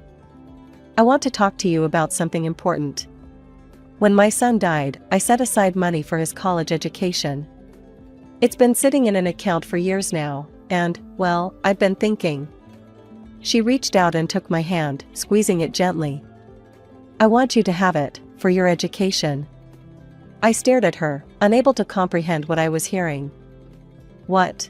But that's your son's money. I can't." "You can, and you will," Aunt Evelyn said firmly. "My boy would have wanted it to be used for something good. And you, Rebecca, you deserve a chance at a better life." Without hesitation, I threw my arms around her, sobbing into her shoulder. "Thank you," I whispered. "Thank you so much." And just like that, my life changed again. I enrolled in the local college as a business major, determined to make Aunt Evelyn proud. We settled into a new routine. I'd go to classes during the day, work part-time at the cafe in the evenings, and spend my nights studying at the kitchen table while Aunt Evelyn knitted in her favorite armchair. For 2 years, life was good. Better than good, actually. It was everything I'd ever dreamed of. I had a loving family, I was getting an education, and I felt like I was finally on the path to a bright future.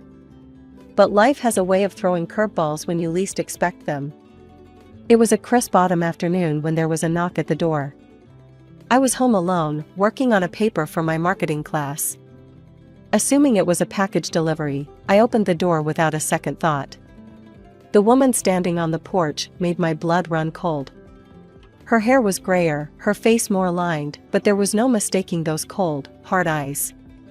"Hello, Rebecca," my mother said, her voice as emotionless as ever. I gripped the doorframe, my knees suddenly weak. "Mom, what are you doing here?" She looked past me into the house, her lips pursed. "I need to speak with Evelyn. Is she home?" I shook my head, still in shock. "She's out running errands. She'll be back soon." My mother nodded curtly. "I'll wait, then." Before I could protest, she brushed past me into the house. I closed the door, my mind racing. What was she doing here? After 2 years of silence, why now? As we sat in uncomfortable silence in the living room, I took a good look at my mother. She wasn't the well-put-together woman I remembered. Her clothes were wrinkled, her hair unkempt. There was a desperation in her eyes that I'd never seen before. Finally, unable to bear the tension any longer, I broke the silence. "Why are you here, Mom?" She met my gaze, and for a moment, I thought I saw a flicker of emotion. But it was gone so quickly, I might have imagined it. "I need help," she said flatly. "Your father and I, we're no longer together. We moved to Italy, as planned." "Your father, he met someone else. A younger woman. He left me for her." Before I could respond, we heard the front door open. Aunt Evelyn walked in, her arms full of grocery bags. When she saw my mother, she froze.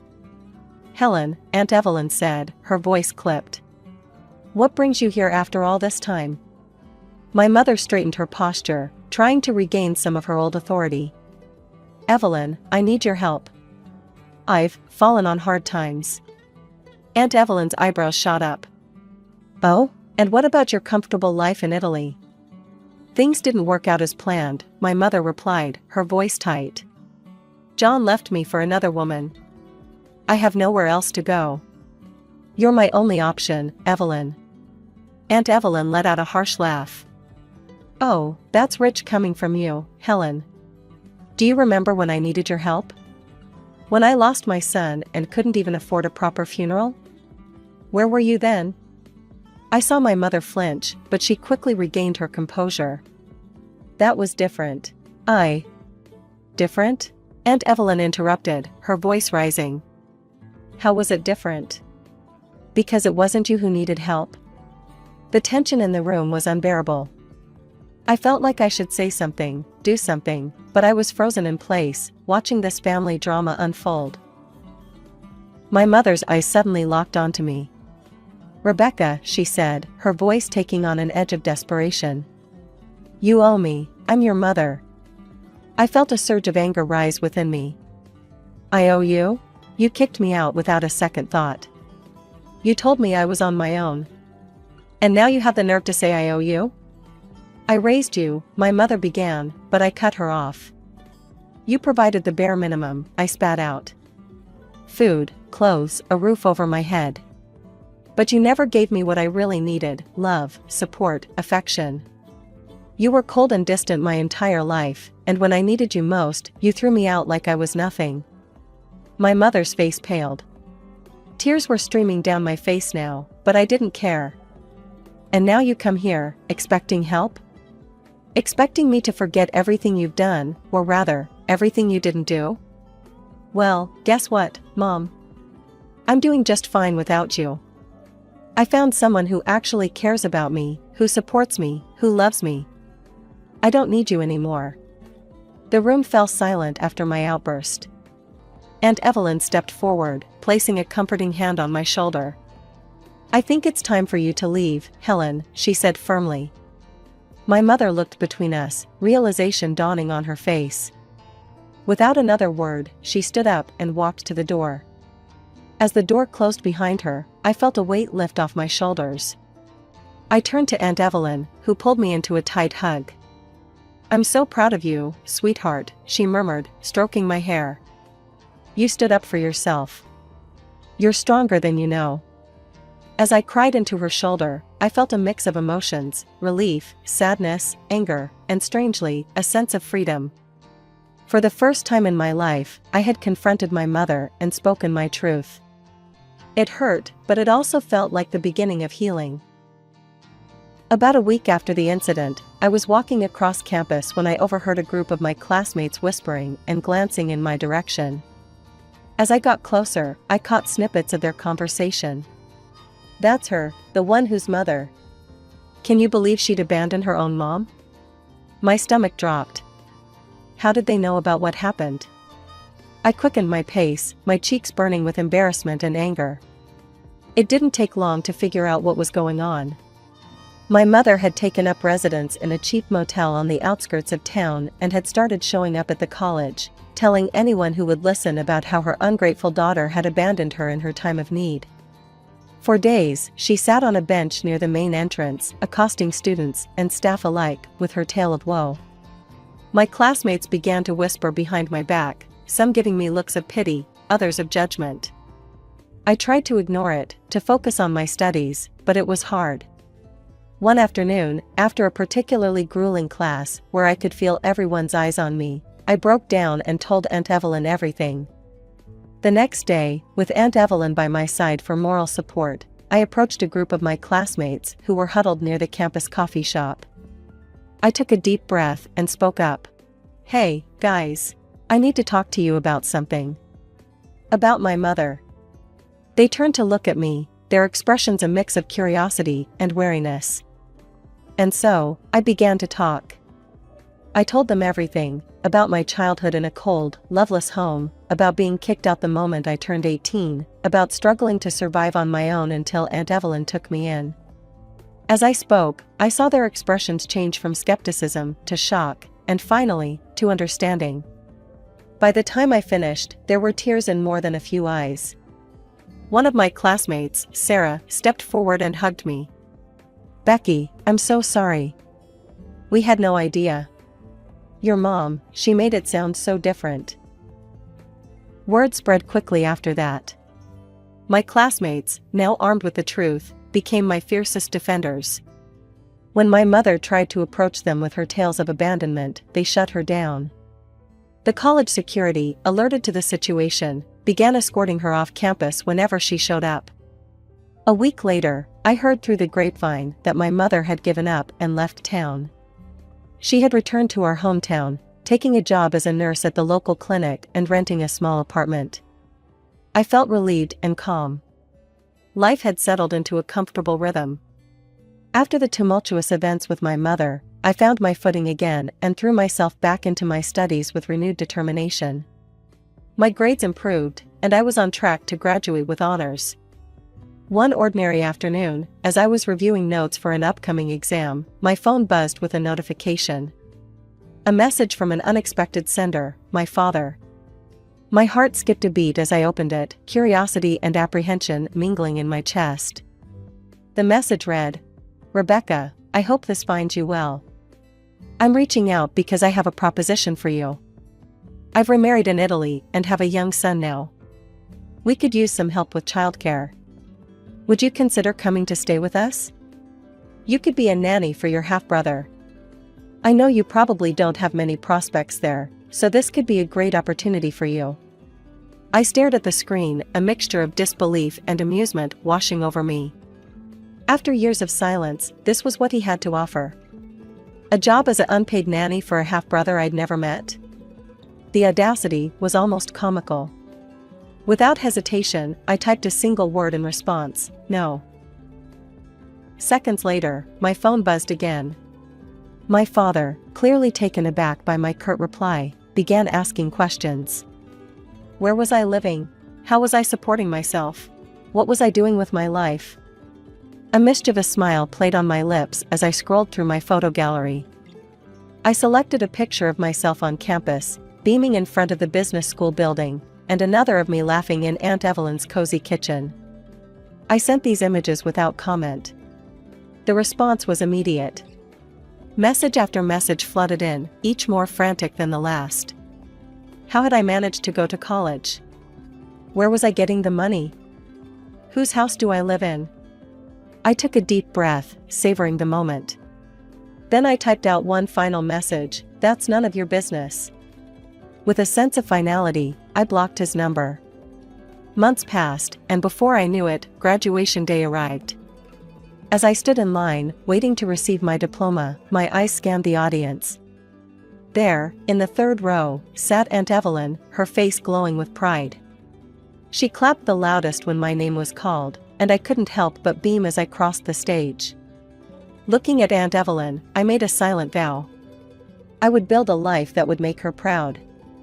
I would take the love and support she had given me and pay it forward. I would show her, and the world, that family isn't just about blood, it's about choice, love, and commitment. My name's Rachel, and boy, do I have a story to tell you. It all started after I graduated college and landed a job as a flight attendant. Fresh-faced and eager, I was ready to take on the world, one flight at a time. It was on one of those routine flights that I met him, Jack. Tall, handsome, with a smile that could light up the cockpit. Yeah, you guessed it, he was the pilot. Our eyes met as I was doing the pre-flight checks, and I swear, it was like something out of a cheesy romance movie. From that moment on, Jack and I were inseparable. We'd grab coffee during layovers, swap stories about passengers, and before I knew it, we were dating. It was a whirlwind romance, the kind you read about in books or see in movies. We were young, in love, and the sky was literally the limit. 6 months after we met, Jack proposed. It wasn't anything fancy, just us, on the beach, during a stopover in Hawaii. The sun was setting, painting the sky in shades of orange and pink. Jack got down on one knee, sand sticking to his uniform pants, and pulled out a ring.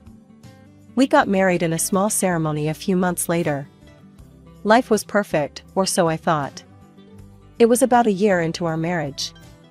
I was working a long-haul flight from New York to Tokyo. Everything was going smoothly until we hit some turbulence over the Pacific. I was in the middle of the cabin, making sure everyone was secure. That's when it happened. The plane suddenly dropped, like the bottom had fallen out of the sky. I was thrown off my feet, my body slamming into the overhead compartments before I hit the floor. Pain. Blinding, white-hot pain shot through my back. I tried to move, but my legs wouldn't cooperate. Panic set in as I realized something was seriously wrong. The rest of the flight was a blur. Emergency landing in Anchorage, being rushed to the hospital, doctors poking and prodding. The diagnosis came like a punch to the gut, severe spinal injury. Just like that, my life in the sky was over. The airline was good about it, I'll give them that. They paid for my medical bills, offered me a hefty compensation. Jack was my rock through it all. He'd sit by my hospital bed, hold my hand as I went through physical therapy. "We'll get through this, Ratch," he'd say. "Together." And we did. Slowly but surely, I learned to walk again. But flying? That was off the table. The doctors were clear, any more stress on my spine could lead to permanent damage. So, I had to reinvent myself. The airline offered me a position in their ground staff, and I took it. It wasn't the same as being up in the air, but it was something. With the compensation money, Jack and I decided to buy a house. A beautiful, spacious place in a nice neighborhood. It was more than we needed, really, but Jack insisted. "You deserve this, Rachel," he said. "After everything you've been through." As Jack and I settled into our new house, I thought we were finally getting our happily ever after. But life has a way of throwing curveballs, and mine came in the form of my sister-in-law, Sarah. From the moment I met her, I could tell Sarah didn't like me. She was Jack's younger sister, married with a 4-year-old son, but there was always this edge to her. Like she was constantly sizing me up, looking for flaws. I remember the first time she visited our new house. Her eyes darted around, taking in every detail. "Well, isn't this nice?" she said, her voice dripping with fake sweetness. "You certainly landed on your feet after that accident, didn't you, Rachel? Some people have all the luck, I guess. Even when they fall, they land in a pile of money." I bit my tongue, not wanting to start a fight. Jack had always been close to his sister, despite her difficult personality.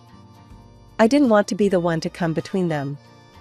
Over the next few months, Sarah's visits became more frequent, and her comments more biting. Every time she came over, it was like walking on eggshells.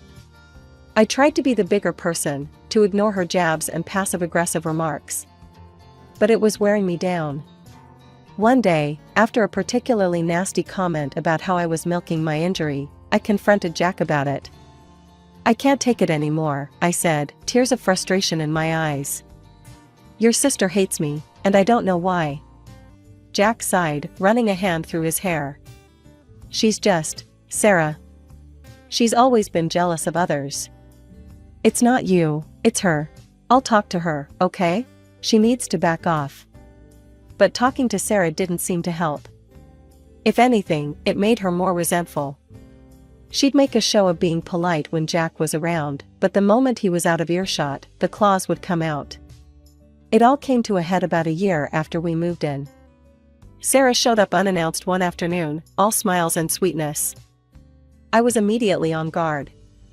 "Rachel, darling," she cooed, and I had to resist the urge to check for flying pigs. "I have a huge favor to ask." I raised an eyebrow. "Oh?" "Well, you see, Tommy's 5th birthday is coming up," she said, referring to her son. "And I was wondering, could we possibly have his party here?" I must have looked shocked, because she quickly added, "It's just, your house is so beautiful, and I have some important business contacts I want to impress. It would mean so much to me." I hesitated. On one hand, this was Sarah, the woman who'd made my life miserable for the past year. On the other, maybe this was an olive branch? A chance to finally build a better relationship? Against my better judgment, I found myself nodding. In the weeks leading up to Tommy's birthday, I threw myself into party planning with gusto. I spent hours scouring the internet for party ideas, saving Pinterest boards, and watching YouTube tutorials. I wanted everything to be perfect, from the decorations to the food, right down to the party favors. The day before the party, I was a whirlwind of activity. I'd ordered beautiful decorations, balloons in Tommy's favorite colors, a custom banner, and even hired a face painter. The snacks were all prepared, a mix of kid-friendly treats and some fancier hors d'oeuvres for the adults. I'd even baked the cake myself, a 3-tiered masterpiece covered in fondant and decorated with little rocket ships. Tommy was going through a space phase. As I was putting the finishing touches on the living room decorations, my phone buzzed. It was a text from Sarah. Everything ready for tomorrow? Remember, first impressions are everything. I rolled my eyes, but texted back a cheerful, all set. It's going to be great. When morning finally came, I was up at the crack of dawn, double and triple checking everything. Jack had an early flight, so he kissed me goodbye and wished me luck before heading out. "You've got this," he said, giving me a reassuring smile. "And remember, it's just a kid's birthday party. Don't stress too much." I nodded, but inside, I knew it was more than just a party. It was my chance to finally prove myself to Sarah, to show her that I was a valuable part of this family. As the clock ticked closer to party time, I got dressed in my nicest outfit, a pretty floral dress that I hoped struck the right balance between casual and put together. I did my hair and makeup, wanting to look my best for Sarah's important business contacts. Just as I was giving the living room one final once-over, the doorbell rang. My heart leapt into my throat. This was it. Showtime. I opened the door with a bright smile, ready to welcome Sarah and Tommy. "Happy birthday, big guy," I said, kneeling down to Tommy's level. Sarah breezed past me, her eyes scanning the decorated living room. "Well, it looks adequate," she said, her tone making it clear that adequate was a stretch. I bit back a retort and instead held out the beautifully wrapped gift for Tommy. "Here you go, sweetie. I hope you like it." Sarah snatched the gift from my hands before Tommy could reach for it. "We'll open presents later," she said curtly. Then, her eyes locked onto mine, a strange glint in them. "Rachel, dear, I need you to go to the city park and take a nice long walk. Say, 2 or 3 hours?" I blinked, sure I had misheard.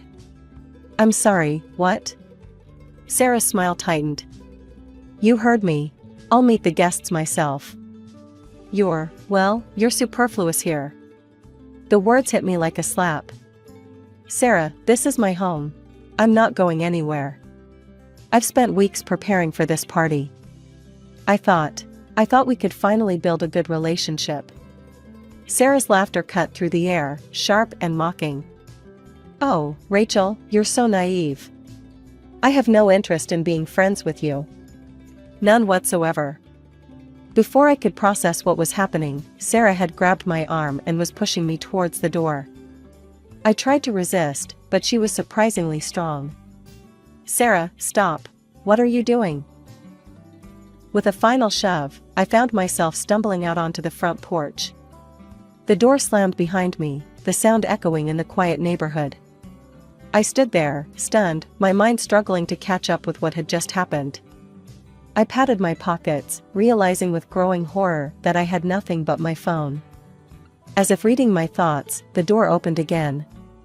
Sarah appeared, holding my purse and car keys. "Here," she said, tossing them at my feet.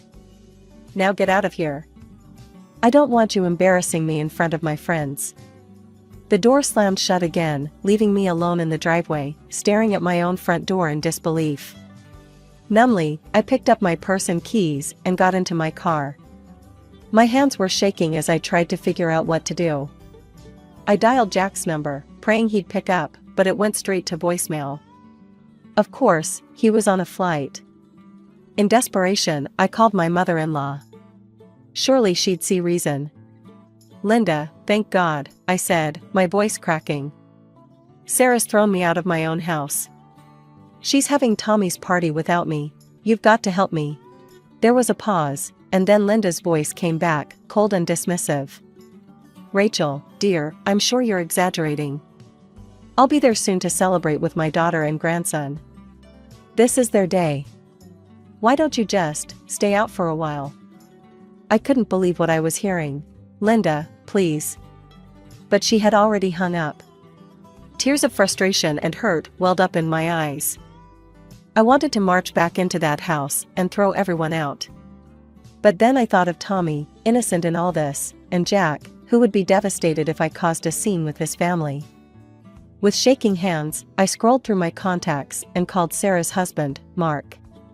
"Rachel?" Mark's voice was surprised. "What's up?" I took a deep breath and explained everything that had happened.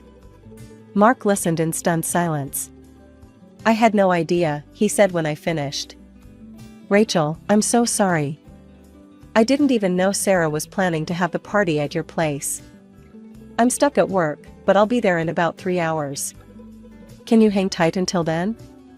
I agreed, not knowing what else to do. Feeling lost and betrayed, I drove to a nearby cafe. As I sat there, nursing a coffee I couldn't taste, I tried to make sense of what had just happened. How had my attempt at building bridges turned into this nightmare? After what felt like an eternity, Mark's car pulled into the cafe parking lot. We drove up to my house in silence and walked in without knocking. The scene that greeted us was surreal. My living room was full of people I didn't recognize, all dressed to the nines. In the center of it all was Sarah, holding court like a queen at her coronation. Mark's voice cut through the chatter like a knife. What the hell is going on here? The room fell silent. Sarah's head whipped around, her face draining of color when she saw us. She tried to pull Mark aside, her voice low and urgent. Please, not in front of everyone. I can explain everything. But Mark wasn't having it. No, Sarah, I want answers now. Under the weight of Mark's glare and the curious stares of the guests, Sarah finally cracked. Fine, she hissed. I invited Jason and his parents, okay? She gestured to a smug-looking man in an expensive suit. They're very influential, and they promised to help me with my business venture. I couldn't pass up the opportunity. Mark's face reddened. So you used our son's birthday as a networking event? And what about my parents? Sarah's next words made my blood run cold. Your parents? Please. They're not exactly the kind of people who can help us get ahead. What was the point of inviting them? A tense silence fell over the room. Then, to my horror, Jason, Sarah's ex, raised his champagne glass in a mocking toast. No hard feelings, Mark, he said with a smirk. That was the last straw. Mark lunged at Jason, and suddenly my carefully planned party devolved into chaos. People were shouting, glasses were breaking, and in the middle of it all was Tommy, looking confused and scared. The party dissolved quickly after that. Guests hurried out, muttering apologies and avoiding eye contact. But Sarah wasn't done. Instead of apologizing to Mark or me, she cornered Jason and his parents, groveling and making excuses. I'm so sorry about this, she simpered. My husband doesn't understand how important networking is. I hope this hasn't ruined our chances of working together. As the last of the guests trickled out, I was left standing in my wrecked living room, surrounded by the ruins of the party I'd worked so hard to plan. Mark was sitting on the couch, his head in his hands, while Sarah continued to make excuses. Tommy had retreated to a corner, clutching the gift I'd given him earlier, looking lost and confused. When Jack finally returned from his trip, I broke down and told him everything. He pulled me into a tight hug, and for the first time since the party, I felt safe. I promise you, he whispered, I won't let her treat you like this ever again. You have my full support. True to his word, Jack called Sarah that very evening. I could hear his raised voice from the other room, words like disrespectful and inexcusable cutting through the air. When he hung up, he looked drained but resolute. She won't be bothering us again anytime soon, he assured me. But the drama was far from over. Over the next few weeks, we heard through the family grapevine that Sarah and Mark's marriage was imploding. Apparently, Mark's suspicions about Sarah's relationship with her ex-boyfriend, Jason, had reached a boiling point. One evening, Mark called us, sounding desperate. I found messages, he said, his voice cracking. Hundreds of them, between Sarah and Jason. They'd been in constant contact before and after the party. My heart sank for Mark. I'm so sorry, I said, not knowing what else to offer. That's not all, Mark continued. I did a paternity test on Tommy. I had to know. The situation was spiraling out of control. To make matters worse, Jack's parents seemed to have taken Sarah's side in all of this. One afternoon, I received a scathing call from Linda, my mother-in-law. "How dare you turn my children against each other," she screeched into the phone. "You've torn this family apart with your selfish behavior." I was stunned. "Linda, I didn't do anything." "Sarah." "Don't you dare blame Sarah," she interrupted. "She was just trying to better herself and her family. You're nothing but a self-centered homewrecker." Then came the day Mark received the paternity test results. He showed up at our doorstep, looking shell-shocked. "Tommy's mine," he said, his voice barely above a whisper. "He's really mine." While this should have been a relief, it only seemed to complicate matters further. When Sarah found out about the test, she exploded. "How dare you question my fidelity?" she shrieked at Mark during a confrontation we unfortunately witnessed. "Everything I've done has been for us, for our family." Mark scoffed. "Sneaking around with your ex is for our family?" "You don't understand," she yelled back. "Jason's mother has connections. I was trying to build a network, to create opportunities for us. But you," she pointed an accusing finger at Mark, "you're too much of a loser to see the bigger picture." The argument escalated, with Sarah hurling insults and accusations. And then, in a move that left us all stunned, Sarah stormed out. She returned an hour later with packed bags, Tommy clutching her hand. "I'm done," she announced coldly. "I'm going to build my empire, with or without you. You can keep your precious paternity test. I'll be back for Tommy when I'm successful." With that, she walked out, leaving a devastated Mark and a confused Tommy behind. Jack and I exchanged a look, silently agreeing that our lives had just become infinitely more complicated. We had chosen our side in this family war, and there was no going back now. The following months were a whirlwind of legal battles and emotional turmoil. Jack and I found ourselves thrust into the role of impromptu babysitters, often looking after Tommy while Mark dealt with lawyers and court appearances. I couldn't help but feel a gnawing guilt. If I hadn't interrupted that party, would any of this have happened? One evening, as we were putting Tommy to bed after a long day of distracting him with games and stories, I confessed my feelings to Jack. "I can't help thinking this is all my fault," I whispered, fighting back tears. Jack pulled me close, his voice firm but gentle. "Rachel, listen to me. None of this is your fault. Sarah's always been like this, spoiled, selfish, unable to see or respect boundaries. You were just trying to be kind. She's the one who took advantage of that kindness." Finally, after what felt like an eternity of legal battles, the divorce was finalized. Mark was awarded full custody of Tommy, with Sarah granted limited visitation rights. It felt like we could all finally breathe again. Then, to our surprise and joy, I found out I was pregnant. It wasn't an easy pregnancy. My old spinal injury from the plane accident made things complicated. I had to wear a supportive corset constantly, and there were days when the pain was almost unbearable. But every time I felt the baby move, every time I saw the grainy image on the ultrasound screen, I knew it was worth it. Jack was over the moon, doting on me hand and foot. We thought we'd finally put the drama behind us. We were wrong. It was a quiet Sunday afternoon. The doorbell rang, and Jack went to answer it. I heard his sharp intake of breath before I saw her. Sarah, standing on our doorstep, looking nothing like the polished, ambitious woman who'd stormed out of our lives years ago. "I need to talk to Mark," she said, her voice hoarse. "Please." Jack called Mark, who arrived within minutes, his face a mask of wary confusion. Sarah launched into her story as soon as he walked in. "I've made a horrible mistake," she said, her eyes brimming with tears. "The business, it all fell apart. Jason, he used me. When the project failed, he just left. I need help. They're demanding repayment. I thought maybe you could be a guarantor for a loan." The room fell silent. Tommy had stopped playing, watching the adults with wide, confused eyes. Mark took a deep breath. "No, Sarah," he said finally. "I won't be your guarantor, and I won't take you back. You made your choice years ago." Sarah's face crumpled. But what about Tommy? Don't you want him to have his mother back?" Mark's voice was steel. Tommy has been just fine without you.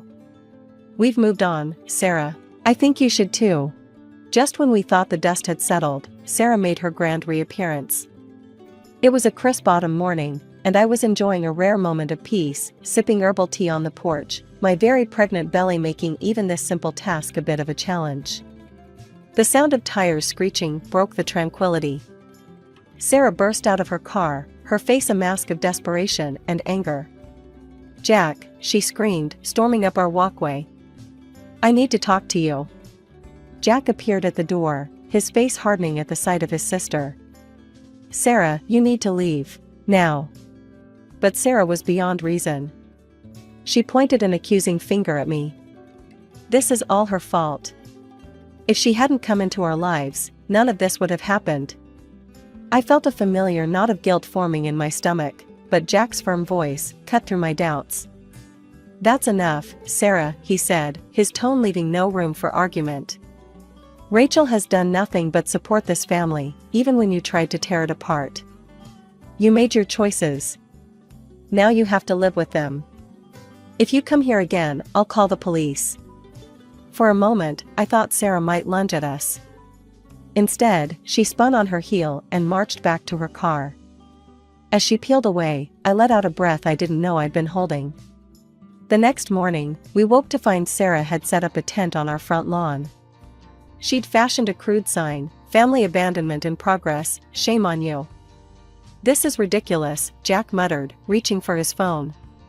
True to his word, he called the police. The officers were sympathetic, but explained that as long as Sarah remained on public property, there wasn't much they could do.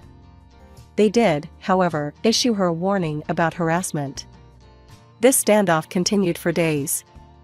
Sarah would shout at us whenever we left the house, beg Jack to help her when he came home from work, and tried to guilt-trip me about stealing her family.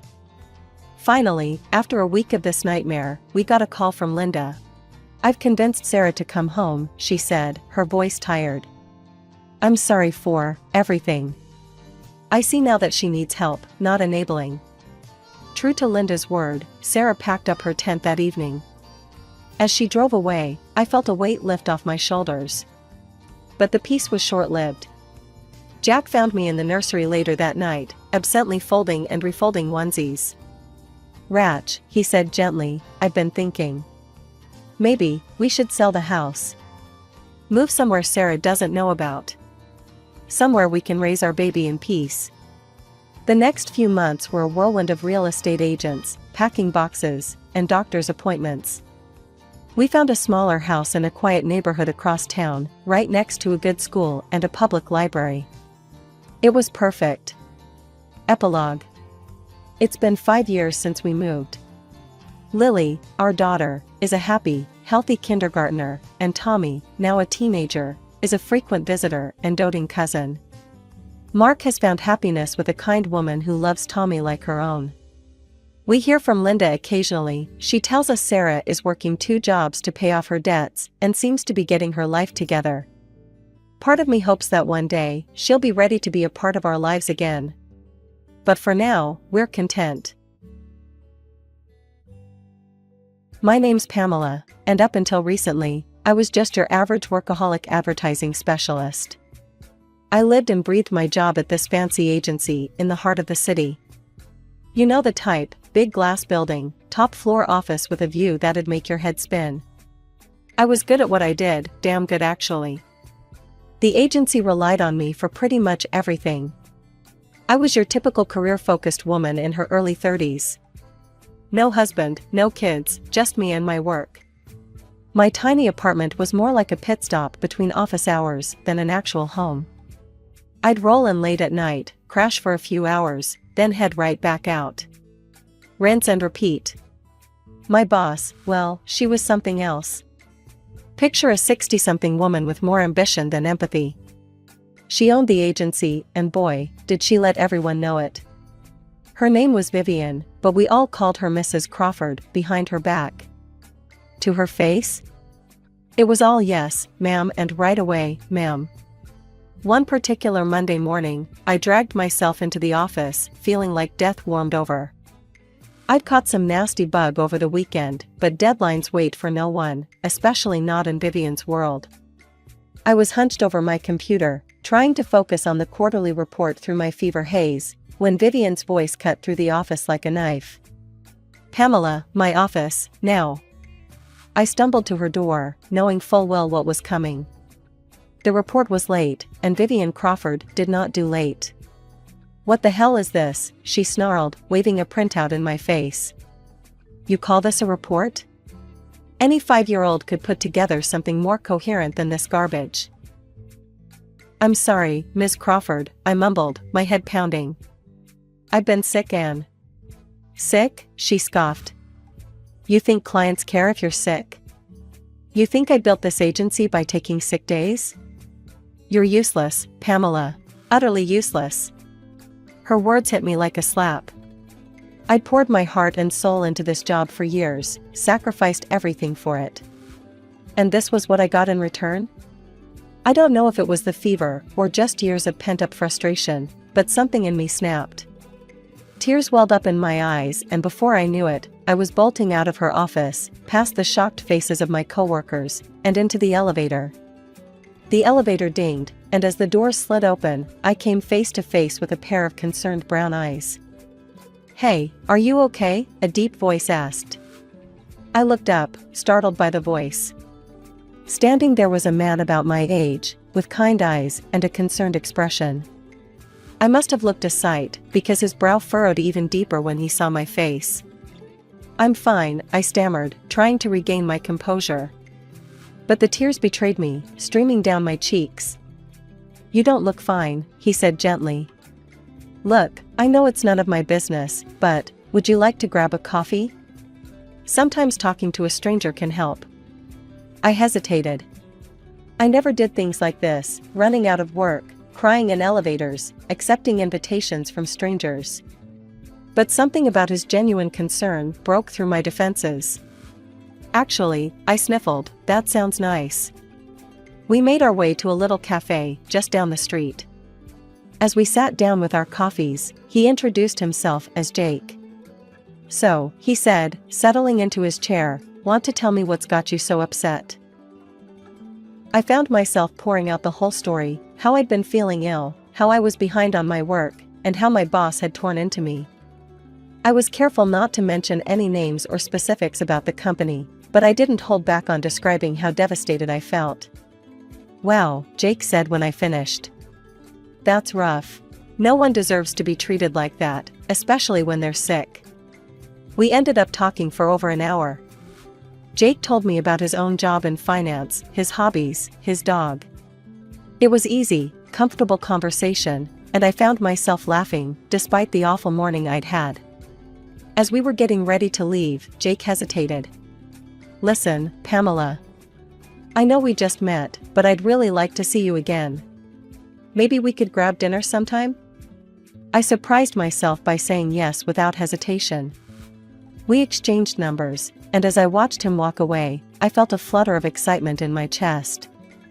Over the next few weeks, Jake and I started seeing each other regularly. We'd meet for dinner after work, or spend weekends exploring the city. With each date, I found myself falling harder for him. He was kind, funny, and supportive, everything I'd been missing in my life. At work, things were, well, they were what they always were. Vivian was still Vivian, demanding and critical. But somehow, it didn't bother me as much anymore. Knowing I had Jake to talk to at the end of the day made it all more bearable. One night, about a year after we'd met, Jake took me to a fancy restaurant. As we finished our dessert, he pulled out a small velvet box and opened it, revealing a beautiful diamond ring. "Pamela, will you marry me?" Happy tears welled up in my eyes as I nodded enthusiastically. Yes, of course I'll marry you." As Jake slipped the ring on my finger, I felt like I was floating on air. Everything was perfect. Jake was perfect. Our life together would be perfect. The weeks following our engagement were a whirlwind of happiness. One evening, as we cuddled on the couch in my apartment, Jake brought up something I hadn't even considered. "Babe," he said, running his fingers through my hair, "I think it's time you met my mom." She's been asking to meet you. How about this weekend? We can drive out to her place. That Saturday, we pulled up to a house that made my jaw drop. It was huge, easily 3 times the size of the house I grew up in. The door swung open, and I froze. Standing there, looking just as shocked as I felt, was Vivian Crawford, my boss, Jake's mother. "Mom," Jake said warmly, oblivious to the tension, "this is Pamela, my fiancée." Vivian's eyes narrowed as they swept over me. "Pamela," she said, her voice cold. "What a surprise." "Jake, darling, surely you can do better than this." She waved her hand dismissively in my direction. "With your money, your position, you could have any woman you want. Why settle for someone from such a modest background?" I felt like I'd been slapped. Jake's arm tightened around me. "Mom," he said, his voice hard, "I love Pamela. She's the best thing that's ever happened to me. I'm marrying her, with or without your approval." Vivian's face darkened, but Jake didn't give her a chance to respond. He turned to me, his eyes softening. "I'm so sorry about this, Pam. Let's go." As we drove away, I finally found my voice. "Jake," I said shakily, "there's something I need to tell you." I spilled everything: how Vivian was my boss, how she'd treated me at work, the incident that led to me meeting Jake in the first place. Jake listened silently, his knuckles white on the steering wheel. When I finished, he pulled the car over and turned to face me. "Pamela," he said firmly, "I want you to know that this changes nothing. I love you, and I'm on your side, no matter what." His words were like a lifeline, and I clung to them desperately. We decided to move forward with our wedding plans, despite Vivian's disapproval. Jake and I found a small apartment together, and for a while, everything seemed okay. But at work, things were getting worse.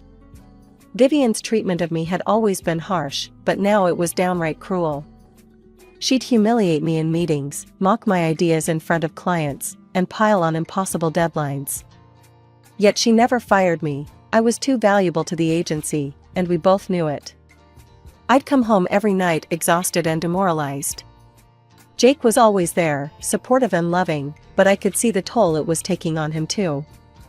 He'd confront his mother, begging her to treat me better, but it only seemed to make things worse. The breaking point came on a Tuesday. I'd been working on a massive presentation for weeks, pouring every ounce of creativity and effort I had into it. As I stood in front of the management team, including Vivian, I felt a glimmer of hope. Maybe this time I'd finally earn her approval. I was halfway through my pitch when Vivian's cold voice cut through the room. "Is this a joke, Pamela? This is what you've been working on for weeks? This is amateur work at best. I've seen interns produce better concepts than this drivel." The room fell silent. I could feel the pitying looks from my colleagues, but no one dared to speak up against Vivian. "I can revise it," I stammered, fighting back tears. Vivian waved her hand dismissively. "Don't bother. We'll have someone competent handle it from here. You're dismissed." I fled the conference room, my cheeks burning with humiliation. As soon as I reached my desk, I broke down in tears. It was too much. The constant criticism, the public humiliation, the stress of navigating this impossible situation with my mother-in-law. I couldn't take it anymore.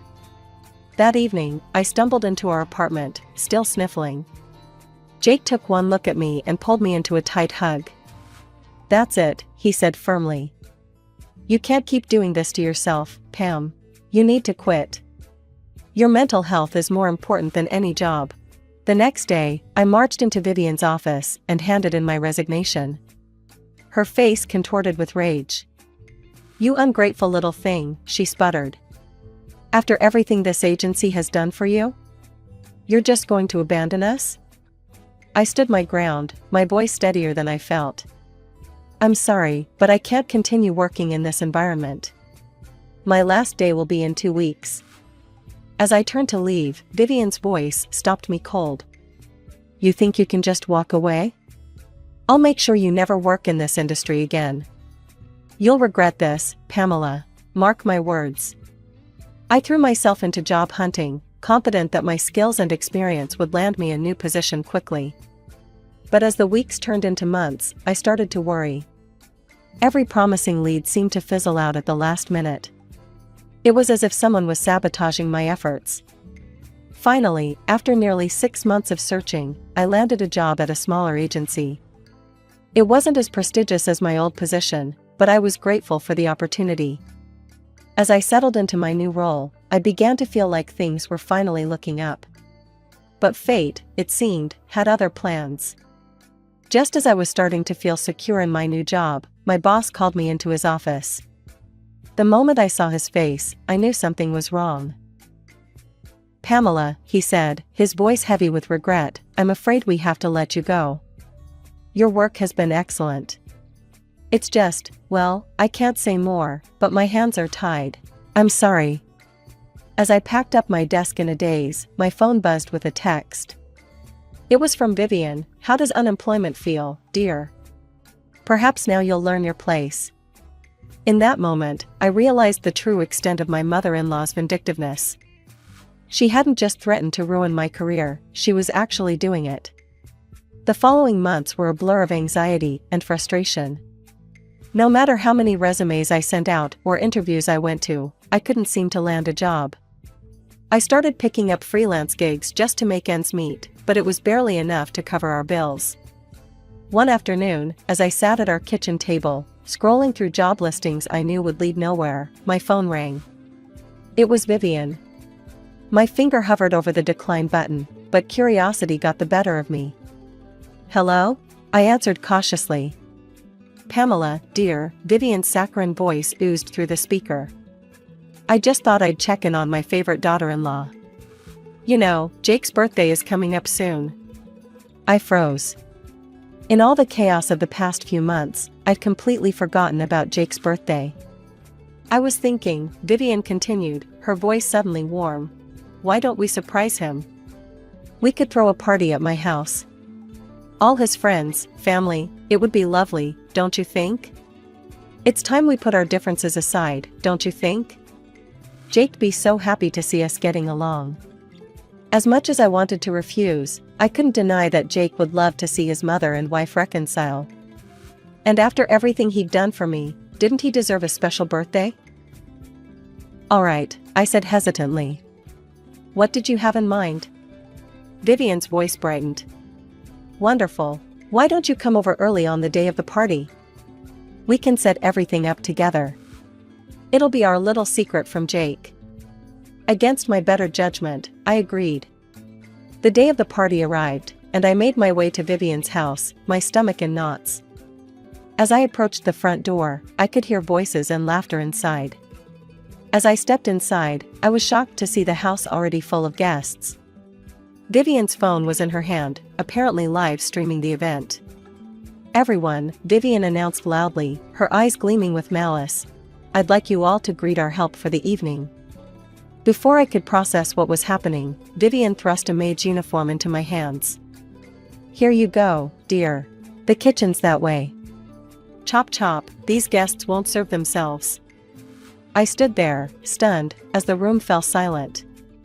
All eyes were on me, a mix of pity and second-hand embarrassment on their faces. "What's the matter?" Vivian sneered, her voice carrying clearly in the quiet room. "This is what you're suited for, isn't it? A girl from the slums, parents who worked in a factory. You should be grateful I'm giving you the opportunity to serve your betters." The humiliation was overwhelming. Tears pricked at my eyes as I looked around the room, desperately searching for a friendly face, for someone to stand up to this cruelty. But everyone averted their gaze, unwilling to challenge Vivian. In that moment, something inside me snapped. I'd endured months of Vivian's torment, but this was a step too far. Without a word, I dropped the uniform at Vivian's feet and stormed out of the house, ignoring her calls behind me. I burst into our apartment, a mess of tears and anger. Jake was there, getting ready to head to his mother's house. He took one look at me, and his face fell. When I told him everything, Jake's face paled. He grabbed his phone and quickly pulled up his mother's social media page. There it was, the video of my humiliation, already gaining views and nasty comments. Jake's hand shook as he watched the video. I could see the conflict in his eyes, the love for his mother warring with his love for me. But as Vivian's cruel words rang out from the phone speakers, his jaw set in determination. He dialed Vivian's number, putting the phone on speaker. When she answered, her voice was sickly sweet. Jake, darling, where are you? Everyone's waiting. Save it, Mom, Jake cut her off. I saw the video. How could you do that to Pamela? There was a pause, then Vivian's voice turned cold. Oh please, Jake. I was just putting her in her place. You know she's not good enough for you. I was doing you a favor. No, Mom, Jake interrupted again. You weren't doing me any favors. You were being cruel and manipulative. I love Pamela, and I won't let you treat her like this anymore. We're done. Don't contact us again. He hung up before Vivian could respond. The silence in our apartment was deafening. Jake turned to me, his eyes soft. I'm so sorry, Pam. I had no idea she would go this far. I fell into his arms, feeling a mixture of relief and anxiety. We spent the rest of the evening together, ignoring the constant ringing of Jake's phone.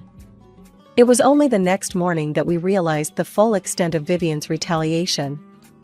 Jake's boss called him in for an emergency meeting. When he returned home a few hours later, his face was ashen. They fired me, he said, his voice hollow. Apparently, the CEO is a close friend of my mother's. She asked him to let me go. We spent the next few days trying to figure out our next move. With both of us unemployed and Vivian's influence seemingly everywhere, our options felt limited. Maybe, Jake said hesitantly one evening, maybe we should consider moving. Start fresh somewhere else, away from my mother's influence. The idea was tempting, but something nagged at me. Jake, I said slowly, why did your parents get divorced? You've never really talked about it. Jake's face clouded over. I don't really know the details. Mom always said Dad abandoned us, that he didn't want anything to do with me. Dad tried to contact me a few times when I was younger, but Mom always intercepted the calls, told me he was just trying to manipulate us. An idea started to form in my mind. Jake, what if we reached out to your dad? Maybe he could shed some light on all of this. We arranged to meet Jake's father, Robert, at a quiet cafe the next day. As we walked in, I spotted an older man who bore a striking resemblance to Jake. His face lit up when he saw us, and he stood to greet us with a warm, if slightly awkward, hug for Jake. You must be Pamela, he said, turning to me with a kind smile. It's wonderful to meet you. As we settled in with our coffees, Robert's face grew serious. Jake, I can't tell you how happy I am to hear from you. But I have a feeling this isn't just a social call. What's going on? Jake took a deep breath and began to explain everything, Vivian's treatment of me, her sabotage of our careers, the humiliating party incident. Robert listened intently, his face growing darker with each revelation. Dad, Jake said hesitantly, what really happened between you and Mom? Why did you divorce? Robert's eyes clouded over with a mix of anger and sadness. It's a long story, son. One I'm not proud of. You see, I used to work for my father's company. Your mother was in the accounting department. I thought we were happy, but... He paused, taking a sip of his coffee before continuing. One day, the police showed up at the office. Your grandfather was arrested for tax evasion. It all happened so fast, the company was in chaos, and suddenly your mother was taking charge, saying she'd keep things running. Jake and I exchanged a glance, both thinking the same thing. This sounded awfully familiar. Robert continued. I had my suspicions. Your mother had access to all the financial records, and she'd been pushing for more control in the company for months. I confronted her, asked her if she had anything to do with framing your grandfather. She didn't deny it, Robert continued. Instead, she threatened me. I had an affair. It was brief, but your mother found out. She had evidence, photos, messages, everything. Jake and I exchanged a shocked glance as Robert continued, his voice heavy with regret. The woman I had the affair with, her husband was an incredibly influential man in our industry. Your mother threatened to tell him everything unless I did exactly as she said. She gave me an ultimatum: divorce her, give her everything, and stay away from you, or she'd destroy me completely. I'm ashamed to say I took the coward's way out. I thought I was protecting you, Jake. As we sat there, processing everything we'd learned, a memory suddenly hit me. Jake, I said urgently, remember when I first started at the agency? I noticed some discrepancies in the books. I even took some pictures, thinking I might need to bring it up to Vivian later. Jake's eyes widened. Pam, are you saying? I nodded. I think your mother might be doing the same thing she did to your grandfather. If we can prove it. After our revealing conversation with Robert at the cafe, we all decided to return to our apartment. As soon as we entered, I made a beeline for my laptop. Jake and Robert watched intently as I booted it up, their anticipation palpable. Here they are, I said, pulling up the folder containing the incriminating photos. Just as I remembered. Jake and Robert leaned in, their eyes widening as they took in the images on the screen. Clear as day, there was evidence of double-entry bookkeeping, one set of books for the tax authorities, and another showing the true state of the company's finances. Jake's face set in determination. We need to take this to the authorities right away. Mom can't keep getting away with this. The next few weeks were a whirlwind. We contacted the tax authorities, presenting them with the evidence I had uncovered. They launched a full and in-depth audit of Vivian's agency. The investigation was thorough and relentless. The scale of tax evasion was staggering. Vivian was arrested and charged with multiple counts of tax evasion and fraud. The trial was swift, and the evidence overwhelming. In the end, the judge handed down a harsh sentence: Vivian would be spending several years in prison. In the aftermath of Vivian's conviction, the court decided to transfer ownership of the agency to Jake, as the closest family member not implicated in the crimes. It was a lot to take in, and we spent many late nights discussing what to do next. One evening, as we sat on our balcony watching the sunset, Jake turned to me with a smile. You know, Pam, I've been thinking. This agency needs a fresh start, a new direction. And I can't think of anyone better to lead it than you. I stared at him in shock. Me? But Jake, He cut me off gently. You're brilliant, Pam. You saw what was happening when no one else did.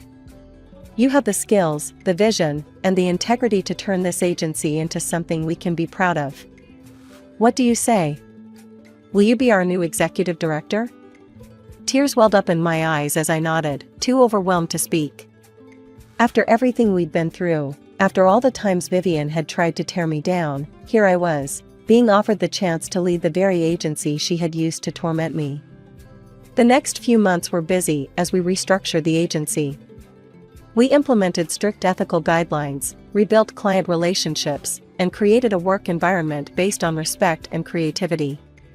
Slowly but surely, the agency's reputation began to recover. Through it all, Robert was there, offering support and advice. Over time, the awkwardness faded, and we found ourselves enjoying Sunday dinners together, rebuilding the family bonds that Vivian had tried so hard to destroy.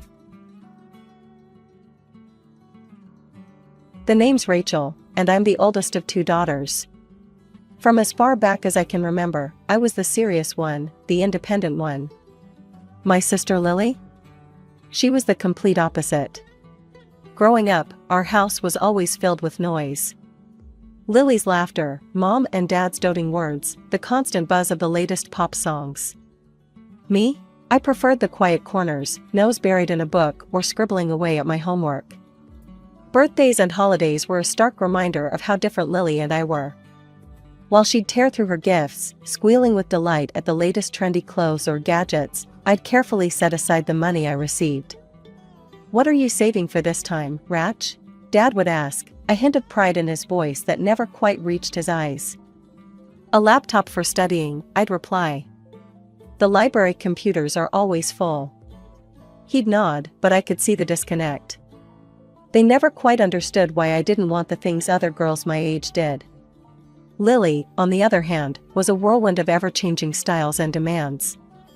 "Mom, did you see the new iPhone? Everyone at school has one. I need it." And just like that, she'd have it. No questions asked, no saving required. I remember the day I finally bought my laptop. I'd saved for months, researching the best model for my needs. When I brought it home, I was bursting with pride. "Look, I finally got it," I announced at dinner. Mom glanced up from her plate. "That's nice, dear. Oh, Lily, tell us about your day at the mall." And just like that, the conversation shifted. Lily launched into a detailed description of her latest shopping spree, and my achievement faded into the background. It wasn't that they didn't love me. I knew they did, in their own way. But Lily was the sun in our family's solar system, and I was a distant planet, quietly orbiting on my own path. As we grew older, the differences only became more pronounced. While Lily experimented with wild hairstyles and the latest fashion trends, I stuck to my practical ponytail and comfortable jeans. The library became my second home, a quiet sanctuary where I could focus on my goals without distraction. When it came time for college, I threw myself into applications with the same determination I'd shown throughout high school. I spent countless nights perfecting my essays, researching scholarships, and studying for entrance exams. The day I received my acceptance letter, along with a full scholarship, was one of the proudest moments of my life. I burst into the kitchen, waving the letter. "Mom, Dad, I got in. Full ride." Mom looked up from where she was helping Lily with her makeup. "Oh, that's nice, dear." "Lily, hold still, I'm trying to get this eyeliner perfect." Dad glanced over his newspaper. "Good job, Rachel." We expected nothing less. Their lukewarm response stung, but I was used to it. I retreated to my room, clutching the letter to my chest. This was my ticket out, my chance to prove myself. Meanwhile, Lily barely scraped through high school. The day she brought home her mediocre report card, I expected our parents to finally show some disappointment. Instead, they rallied around her. "Oh, sweetie, don't worry about it," Mom cooed, stroking Lily's hair. "College isn't for everyone. You're talented in so many other ways." Dad nodded in agreement. "That's right, princess. You'll find your path." I couldn't believe my ears. "Are you kidding me? She barely passed." Mom shot me a sharp look. "Rachel, don't be cruel. Your sister has other gifts." I bit my tongue and retreated once again. It was clear that no matter what I achieved, Lily would always be the favorite. College was a breath of fresh air. For the first time, I was surrounded by people who valued hard work and ambition. I threw myself into my studies, determined to make the most of this opportunity. One day, during my sophomore year, I got a call from home. It was Lily, her voice bubbly with excitement. "Rach, guess what? I'm thinking of taking some beauty courses. Mom and Dad think it's a great idea." I wanted to tell her about the fascinating research project I was working on, about the internship I'd landed for the summer. But I knew she wouldn't care. As I hung up, I couldn't help but feel a mix of frustration and determination. I was on my own path, and I was going to make it count. The years flew by. While Lily flitted from one beauty course to another, never quite finishing anything, I graduated with honors. I landed a job at a prestigious company before the ink was dry on my diploma. The day I moved into my own apartment was bittersweet. As I unpacked my meager belongings, I thought about how different my life was from Lily's. She was still living at home, being pampered by our parents. But I was standing on my own 2 feet, ready to take on the world. My first few months at work were a whirlwind. I worked longer hours than anyone else, determined to prove myself. My dedication didn't go unnoticed. Within a year, I was promoted to team leader. I called home to share the news. Mom answered, "Oh, Rachel, that's nice. but guess what? Lily's met the most wonderful boy. He comes from such a good family. We're all so excited. As she rattled on about Lily's new boyfriend, my promotion faded into the background. I hung up feeling deflated but more determined than ever. If my family couldn't appreciate my achievements, I'd just have to achieve even more. I threw myself into my work like a woman possessed. Days blurred into nights, weekends became just another opportunity to get ahead. My dedication paid off. I got another promotion, then another. Before I knew it, I was head of the department, the youngest in the company's history. Mr. Thompson, the owner, called me into his office one day. "Rachel, your work has been exceptional. We've never had someone rise through the ranks so quickly." I beamed with pride. "Thank you, sir. I love what I do." He smiled. "It shows. That's why I want to offer you something special. We have a program for our top employees, a chance to buy an apartment at a significant discount. You've more than earned it." The next few weeks were a whirlwind of paperwork and planning. When I finally got the keys, I felt like I was walking on air. I decided to throw a housewarming party, a chance to celebrate my success with the people who mattered most. I didn't have much furniture yet, so I bought some inexpensive plastic tables and chairs. I arranged everything carefully, making sure the disposable tableware matched the decor. It wasn't fancy, but it was mine, and I was proud of it. The day of the party arrived. My colleagues showed up first, bearing gifts and warm congratulations. Then my family arrived. Mom, Dad, and Lily swept in like a whirlwind. I noticed Lily's eyes darting around, taking in the modest furnishings with a barely concealed smirk. As the evening wore on, I noticed a pattern. Every time one of my colleagues tried to congratulate me or mention my accomplishments, my parents would swiftly change the subject to Lily. "Oh, that reminds me," Mom would say, cutting off my coworker mid-sentence. "Did Rachel tell you about Lily's latest modeling gig? She's just so photogenic." Dad would chime in. "Yes, our Lily was born for the spotlight. Such natural talent." I saw the confused and slightly horrified looks on my colleagues' faces. I wanted to sink into the floor. Lily, for her part, basked in the attention. "Oh, Mom, stop it," she'd say with a giggle, clearly loving every moment. Finally, mercifully, my family left. As soon as the door closed behind them, my coworker Sarah turned to me, her eyes wide. "Rachel, what the hell was that?" she asked, her voice low and concerned. I shrugged, trying to play it off. "Oh, you know, that's just how they are." Another colleague, Mark, shook his head. "No, Rachel, that's not normal. Are you okay? Do you need help?" I felt a lump forming in my throat. Their concern was touching, but also embarrassing. "Guys, really, it's fine. I'm used to it. Who wants another drink?" As I busied myself in the kitchen, I could hear them whispering, their concern palpable. I blinked back tears, determined not to let them see how much my family's behavior had affected me. After the housewarming fiasco, I threw myself back into work with renewed vigor. Months flew by, and slowly but surely, I transformed my apartment into a space that truly felt like home. Every piece of furniture, every splash of color on the walls was a testament to my hard work and independence. One sunny Saturday, I decided to treat myself to something I'd been eyeing for a while, a car. Nothing flashy, just a reliable sedan that would get me from point A to point B. As I drove it home, I couldn't help but feel a sense of pride. This was mine, bought with my own money, a symbol of my success.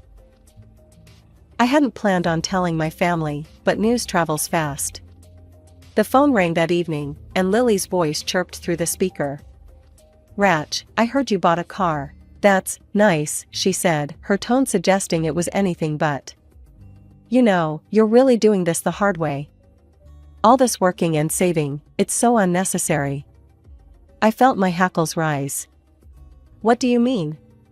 "Well, the main task of a woman is to get married properly, silly. Find a man who'll support you and give you everything you need.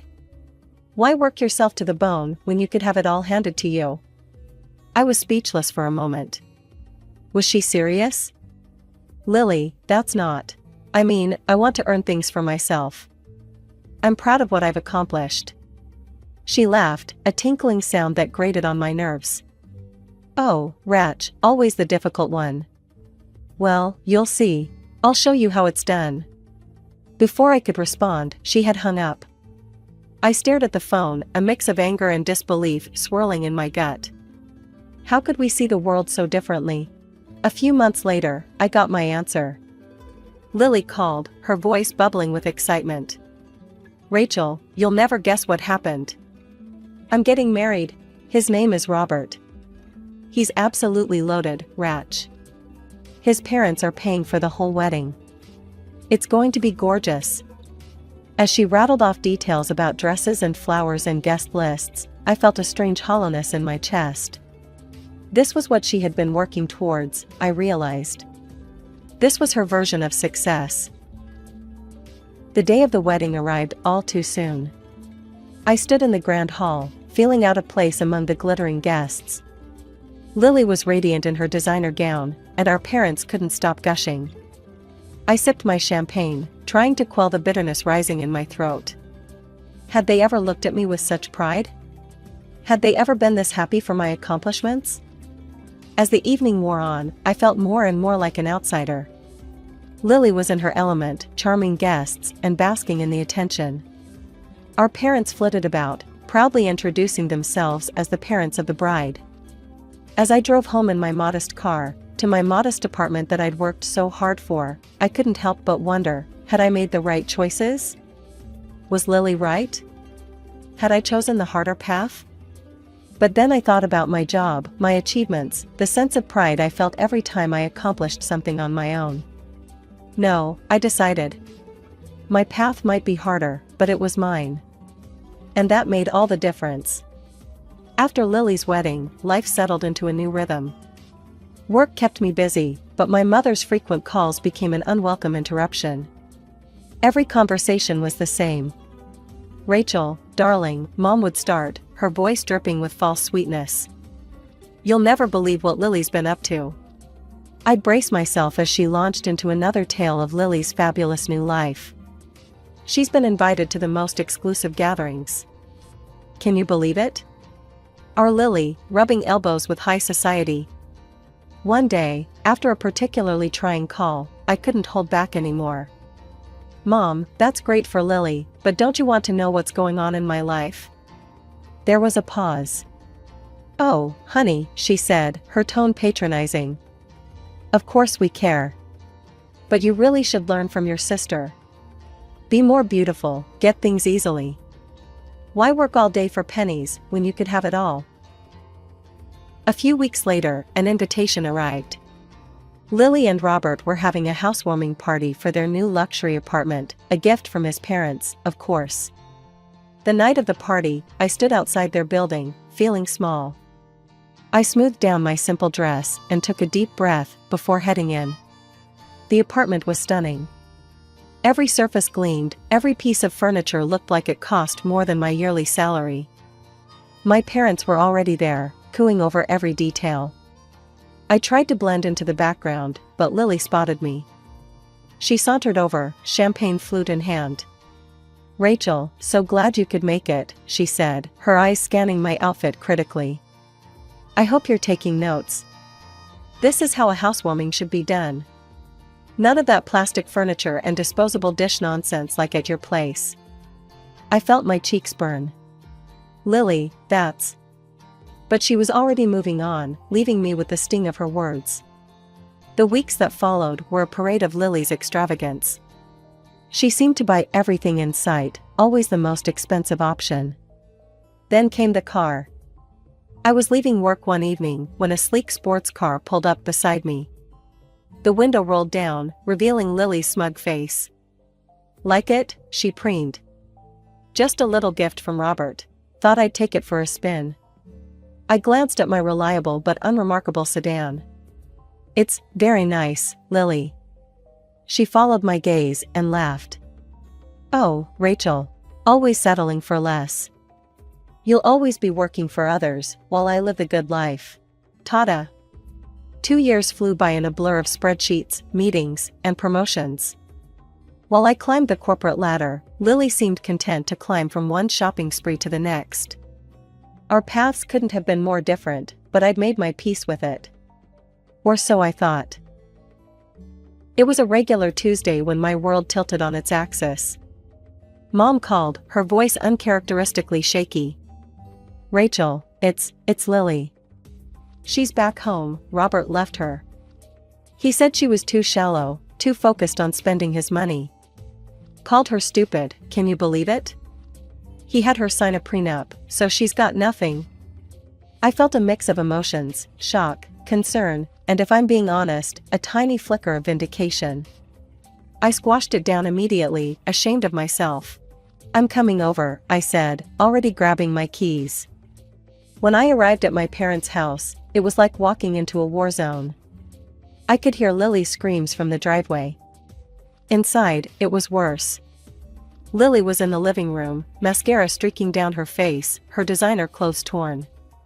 She was throwing anything she could get her hands on, vases, picture frames, cushions.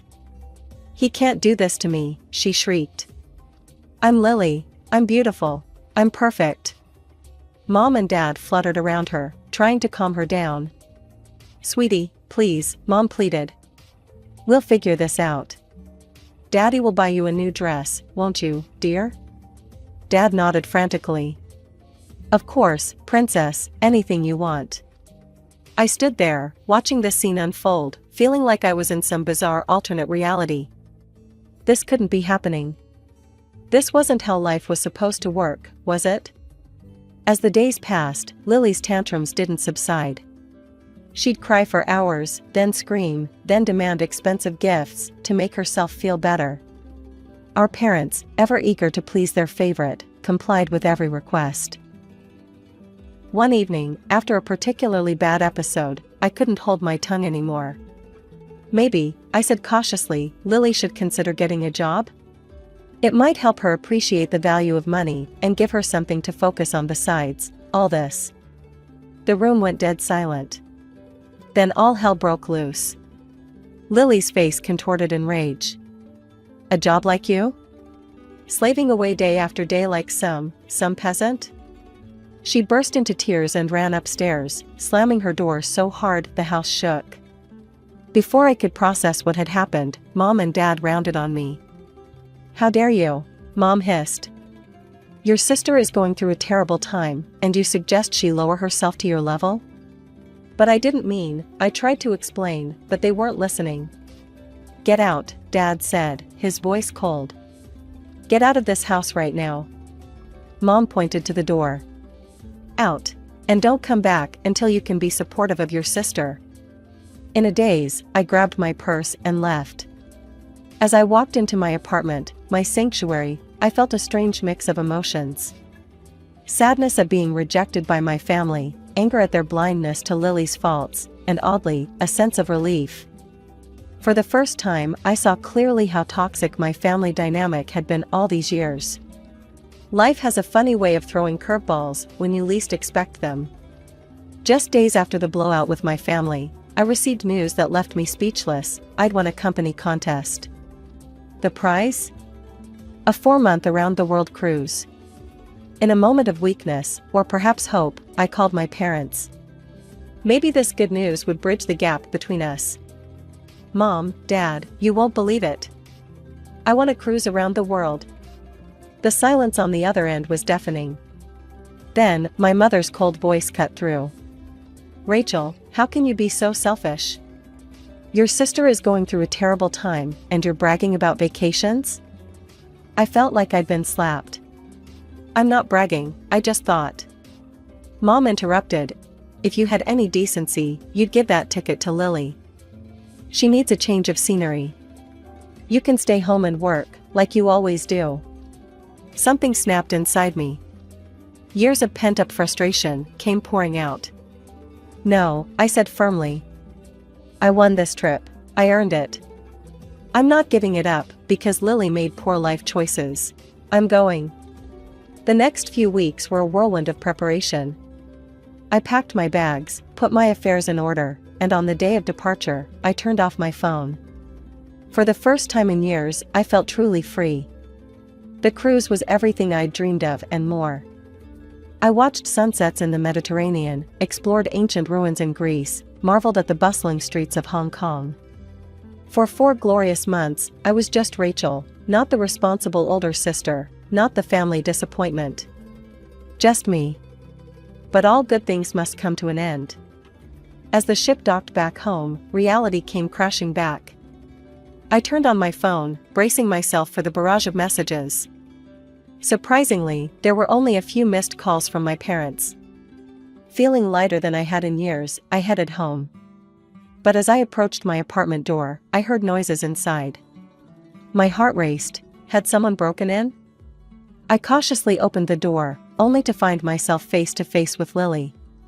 She was sprawled on my couch, surrounded by shopping bags and empty takeout containers. "Lily?" I gasped. "What are you doing here?" She looked up, barely fazed by my sudden appearance.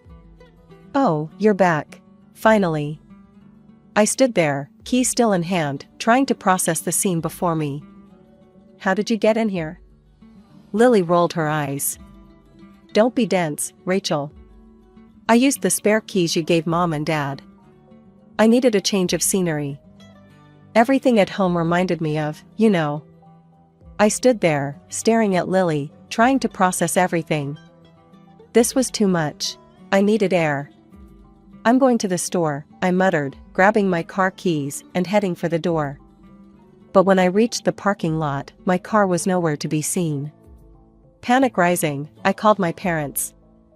Mom answered, her voice sickly sweet. "Rachel, dear, how was your trip?" "Where's my car?" I demanded, cutting to the chase. There was a pause. Then Dad's voice came on the line. "We sold it." The world seemed to tilt on its axis. "You, what?" Lily needed cheering up, Mom explained, as if it was the most natural thing in the world. "We used the money to take her shopping, to the spa." I couldn't believe what I was hearing. "That was my car. You had no right." "Now, Rachel," Dad's stern voice cut in. "We're family. What's yours is ours. Don't be so selfish." Something inside me snapped. Years of pent-up frustration, resentment, and anger came pouring out. "Selfish? You steal my car, invade my home, and I'm selfish? I want my money back, now." Their response was immediate and harsh. They called me heartless, ungrateful, a disappointment. The words stung, but for the first time, they didn't break me. I hung up and marched back to my apartment. Lily was still there, oblivious to the storm raging inside me. "Get out," I said, my voice quiet but firm. Lily looked up, shocked. "What?" "Get out now." She tried to argue, to manipulate me like she always had, but I stood firm. For once in my life, I put myself first. The next day, I hired a lawyer and sued my parents for the value of the car. They were furious, threatening to disown me, to cut me out of their will. But I stood my ground. The case went to court. It was a grueling process, laying out years of emotional manipulation and financial abuse for strangers to judge. But in the end, justice prevailed. The judge ruled in my favor. My parents were forced to sell their house to repay me. They moved into a small apartment, all the while painting me as the villain who had ruined their lives. But for once, their words couldn't touch me. As I drove my new car home from the dealership, I felt a weight lift off my shoulders. For the first time in my life, I was truly free. Free from expectations, free from manipulation, free to be myself. I cut off all contact with my family. It wasn't an easy decision, but it was necessary. The first few months were hard. There were moments of doubt, of loneliness. But slowly, I began to build a life on my own terms. I threw myself into my work, rising quickly through the ranks. I made new friends who appreciated me for who I was, not what I could do for them. I traveled, I learned new skills, I found hobbies that brought me joy. And most importantly, I learned to love myself. to appreciate my strength, my determination, my worth. Now, as I sit in my office, looking out over the city, I can't help but smile. The path I chose wasn't easy, but it was mine. I built this life brick by brick, decision by decision. And I wouldn't have it any other way. Isabella Martinez, that's my name. I never knew my dad, but honestly, I didn't feel like I was missing out on much. Mom worked her ass off to keep food on the table and a roof over our heads. From as early as I can remember, I was helping around the house. Dishes, laundry, you name it. Mom always said, "Bella, you gotta learn to take care of yourself. The world ain't gonna do it for you." Those words stuck with me. Our apartment was small, but it was home. The sound of Mom's ancient sewing machine was the soundtrack to my childhood. She'd stay up late, mending clothes for extra cash. I'd often fall asleep to its rhythmic hum. What did I like? Computers. It started when our school got a bunch of donated PCs. Most kids used them for games, but I was fascinated by what made them tick. I'd stay after school, tinkering, learning. One day, Mr. Johnson, the IT teacher, caught me trying to install some video editing software. "What are you up to, Isabella?" he asked, eyebrow raised. I froze, thinking I was in trouble. I just wanted to learn how to edit videos. Instead of getting mad, he smiled. "Well, why didn't you say so? Let me show you a few tricks." From then on, every Tuesday and Thursday after school, Mr. Johnson would teach me the ins and outs of video editing.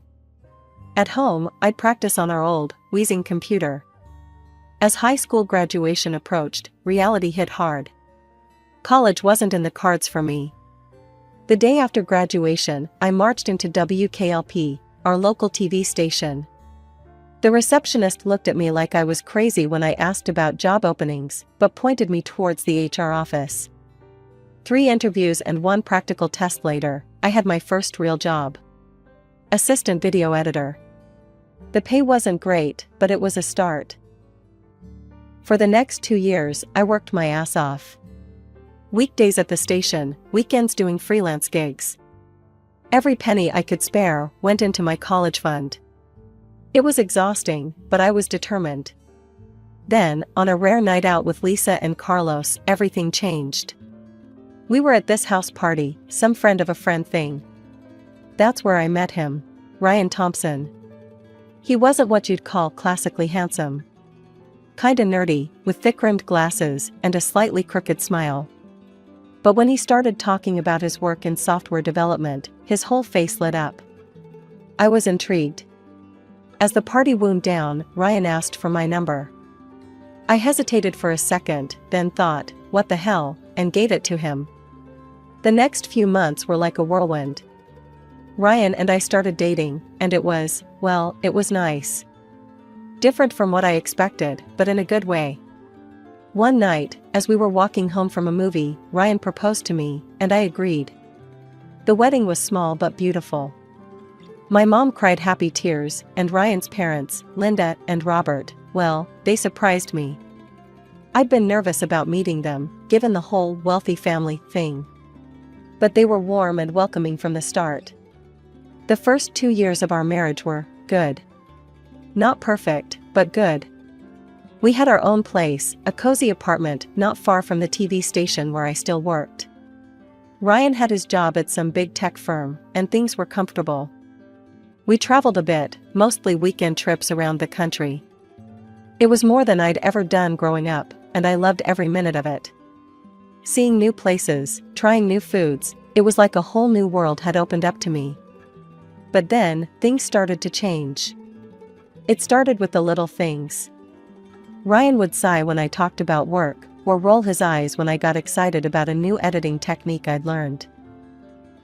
Then more. The first time he made an excuse not to take me to a work party, I didn't think much of it. "It's just a boring office thing," he said. "You wouldn't enjoy it." But then it happened again and again. One night, I overheard him on the phone with a coworker. "Yeah, just me tonight. You know how it is. Bella's not really into these kinds of events." I felt like I'd been punched in the gut. Not into these events? He'd never even given me a chance. That night, I confronted him. Ryan, why don't you want me to come to your work events anymore? So you're ashamed of me? No, it's not that. It's just, sometimes it's hard for you to keep up with the conversations, you know? I don't want you to feel out of place. His words stung, but a part of me wondered if he was right. Maybe I did need to step up my game. So, I made a decision. I was going to go back to school. I enrolled in night classes at the local community college, studying information technology. It was tough, balancing work and school and my marriage, but I was determined to make it work. But even as I worked my ass off to improve myself, things with Ryan kept getting worse. The cold shoulder turned into open contempt. The man I married seemed to be disappearing before my eyes, replaced by someone I barely recognized. And then came the night that changed everything. I'd just gotten home from a late class, exhausted but feeling good about acing a test. Ryan was in the living room, a glass of whiskey in his hand. Where have you been? He demanded. Class, remember? I told you I had a big test tonight. He scoffed. You're a fool and a hillbilly, Bella. And no amount of schooling is going to change that. I felt like I'd been slapped. But before I could respond, I heard a gasp from the doorway. Linda and Robert was standing there, a look of horror on their faces. Linda leaned forward, her eyes flashing. How dare you talk to your wife like that? Ryan, we raised you better than this. You don't understand, Ryan said, his voice rising. Do you know how embarrassing it is to have a wife who can't even keep up with basic conversations at work events? I flinched, but Robert's next words shocked us all into silence. Embarrassing? He thundered. Let me tell you about embarrassing, boy. Your grandfather, my father, didn't have a lick of formal education. He was born in the poorest part of town, worked his fingers to the bone to give me a better life. So don't you dare sit there and act like you're some kind of aristocrat. I felt a rush of warmth towards my in-laws, but Ryan's next words froze it in its tracks. I'll behave how I see fit, he spat. This is my life, my marriage. After his parents left, Ryan started going away more often. Weekend trips with friends, he'd say, not even bothering to invite me anymore. I threw myself into work and school, taking on extra weekend gigs to fill the lonely hours. Then, my mom got sick. Cancer, the doctors said. It was aggressive, and within months, she was gone. I felt lost, adrift without my anchor. Ryan was barely there, offering awkward pats on the back instead of the comfort I craved. In my grief, I found myself turning to Linda more and more. She'd call to check on me, invite me over for tea, just sit and talk with me for hours. It was the motherly comfort I desperately needed. But this only seemed to infuriate Ryan more. One night, after I'd spent the afternoon at his parents' house, he exploded. Why are you always over there? He yelled. Are you trying to turn my parents against me? I was stunned. What? No, Ryan. I needed someone to talk to. I went to bed that night with tears in my eyes, wondering how things had gone so wrong. A few weeks later, I started feeling off. Exhausted all the time, nauseous in the mornings. At first, I chalked it up to stress and grief. But as the symptoms persisted, a different possibility started to form in my mind. I bought a pregnancy test on my way home from work one day, my heart pounding as I waited for the results. When those two lines appeared, I felt a mix of joy and terror. A baby. We were having a baby. That night, I waited nervously for Ryan to come home.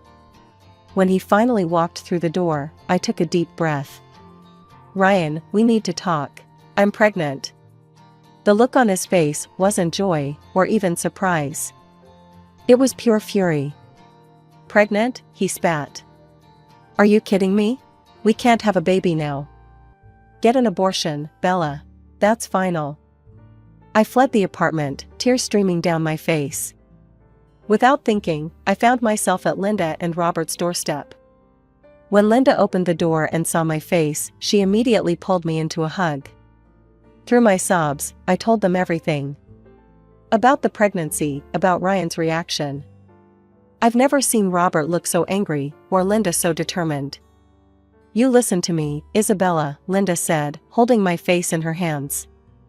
This is your decision. If you want this baby, we'll support you every step of the way.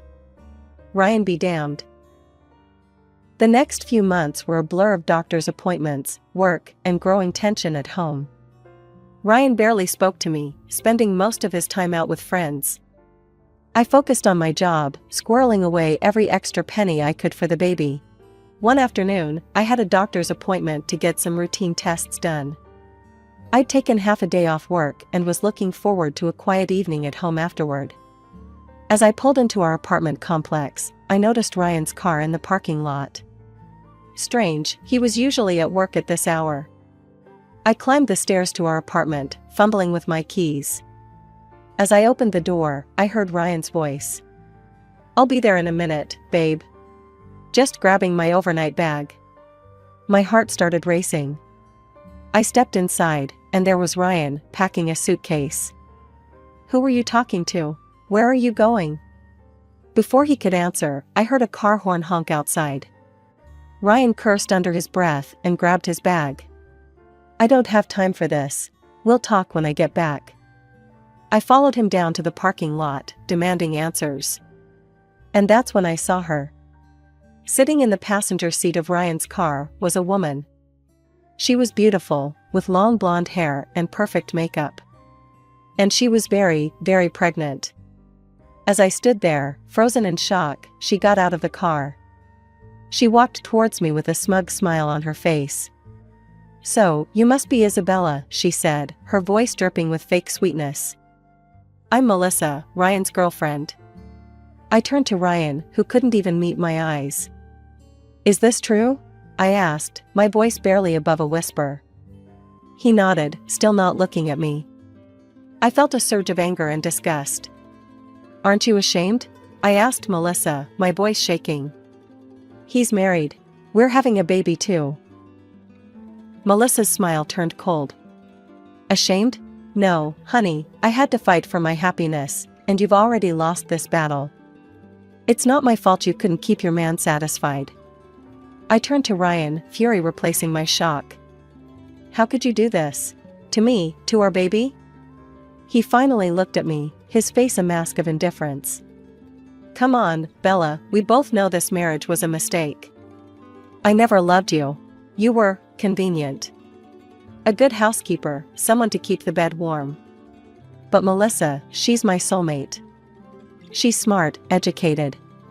She fits into my world. Each word was like a knife in my heart. I stood there, tears streaming down my face, as Ryan got into the car with Melissa. I'll be back on Monday to get the rest of my things, he said. We can talk about the divorce then. As they drove away, I sank to my knees in the parking lot, my world crumbling around me.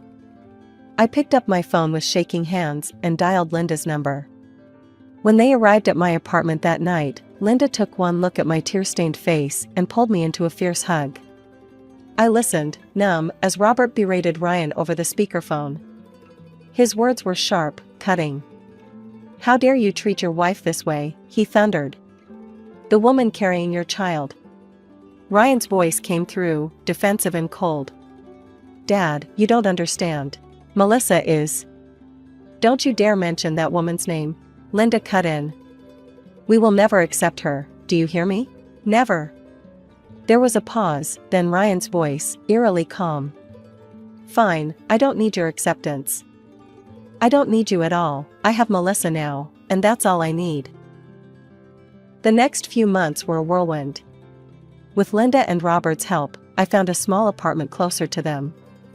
The divorce proceedings were ugly, with Ryan fighting me every step of the way.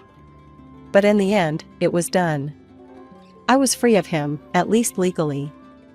When my daughter, Sophia, was born on a crisp autumn morning, it was Linda who held my hand through the labor. Robert paced the waiting room, every bit the nervous grandfather. Ryan refused to even see Sophia.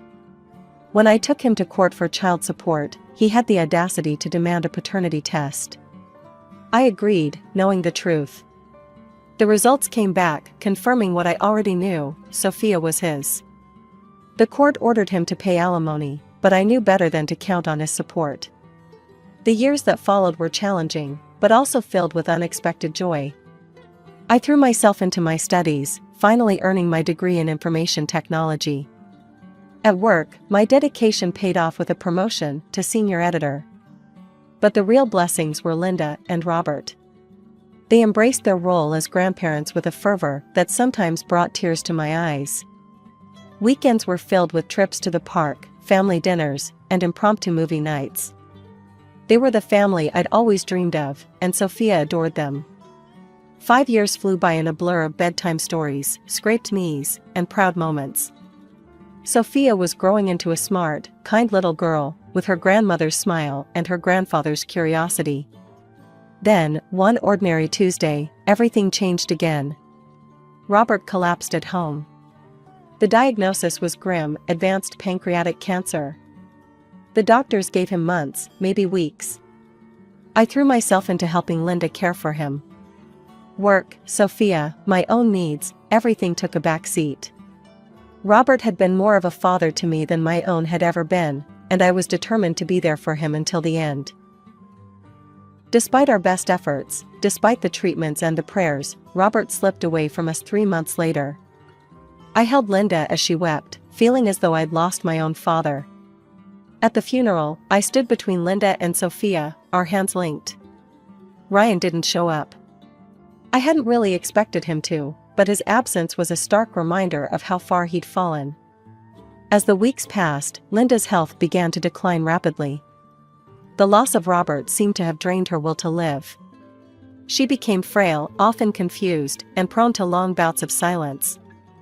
The solution came to me that night as I lay awake, worrying. The next morning, I called my boss and arranged to work remotely. Then I packed up Sophia and our essentials and moved into Linda's house. Our new routine took some adjusting. I hired a nurse to care for Linda during the mornings while I worked on my video editing projects. In the afternoons, Sophia and I would take over. We'd read to Linda, help her with her physical therapy exercises, or simply sit and reminisce about happier times. Weeks turned into months. Linda had good days and bad days. On the good days, we'd sit in the garden, enjoying the sunshine and each other's company. On the bad days, I'd hold her hand as she cried for Robert, for the son she'd lost long before his father's death. One sunny afternoon, Sophia and I returned from a walk to find a man in a crisp business suit leaving the house. My heart raced, fearing the worst. "Linda?" I called out as we entered. "Is everything okay?" She was sitting in her favorite armchair, looking tired but composed. "Everything's fine, dear. That was just Mr. Harrison, my lawyer. I needed to discuss some legal matters with him." I nodded, not pressing for details. If Linda wanted to share, she would. "All right, how about some tea?" 3 weeks later, Linda passed away in her sleep. With shaking hands, I dialed Ryan's number. When he answered, I struggled to keep my voice steady. "Ryan, it's Isabella. Your mother passed away this morning." There was a long pause, then Ryan's voice, cold and detached. "Well, I can't say I'm surprised or particularly upset. That woman made her choices. Look, I'm not coming to the funeral. Just let me know when the will reading is scheduled." On the day of the funeral, the church was packed. Linda had touched so many lives, and it showed.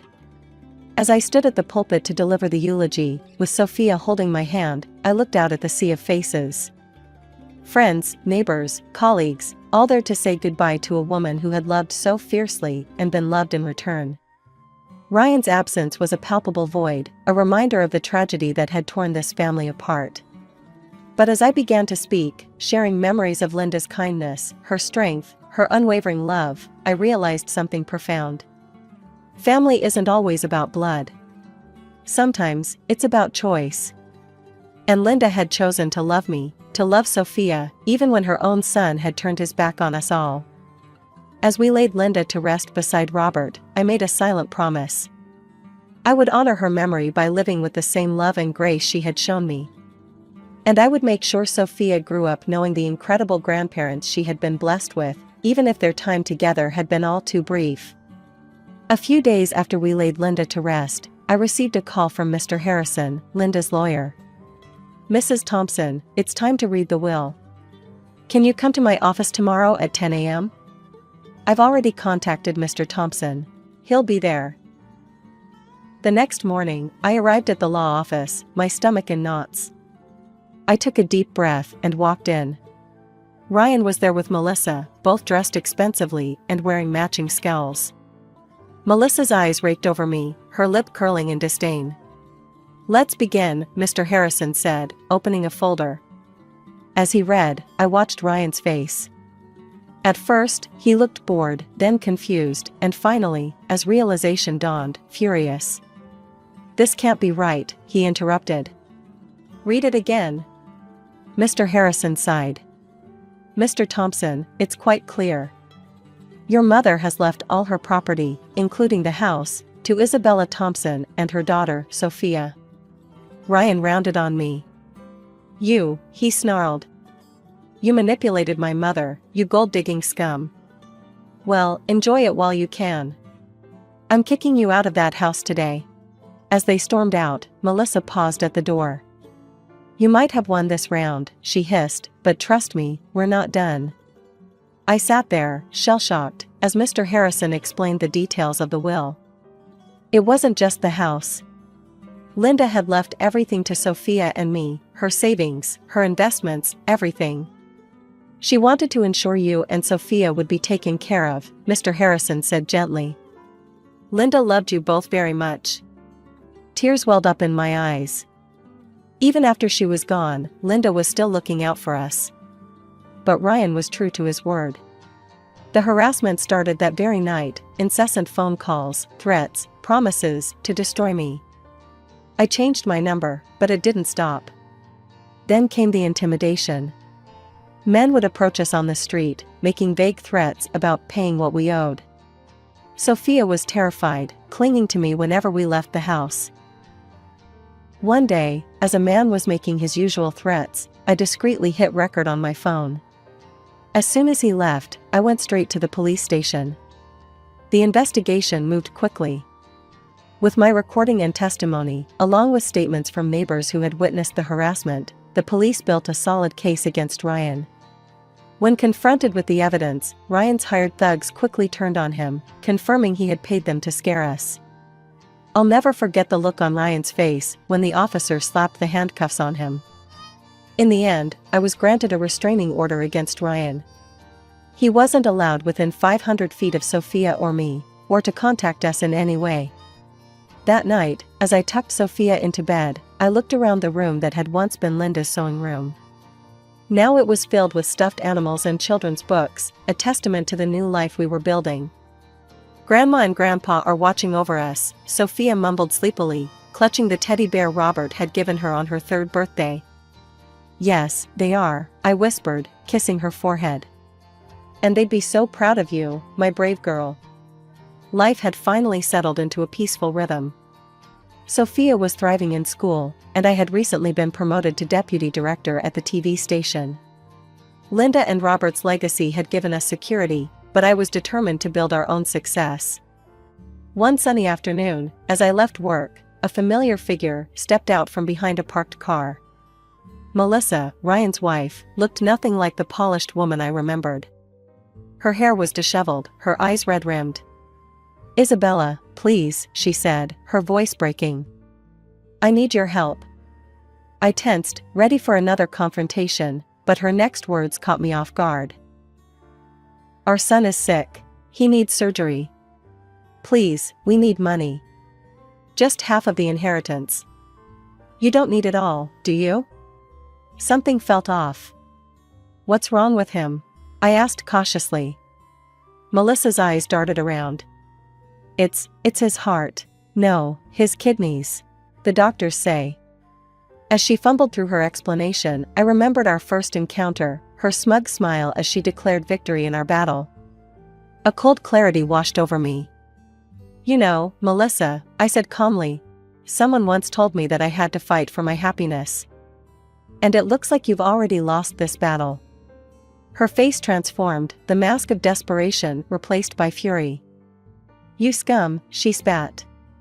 You owe us that money. It should have been ours. I stood my ground. I don't owe you anything. Now leave, or I'm calling the police.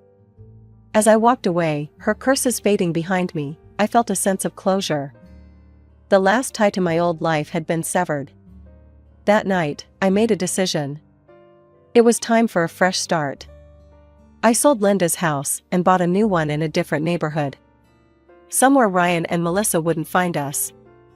Now, as I sit in our new living room, watching Sophia do her homework, I'm filled with gratitude. Gratitude for Linda and Robert, who loved us unconditionally. Gratitude for the strength I found within myself. And yes, even gratitude for the hardships that led me here.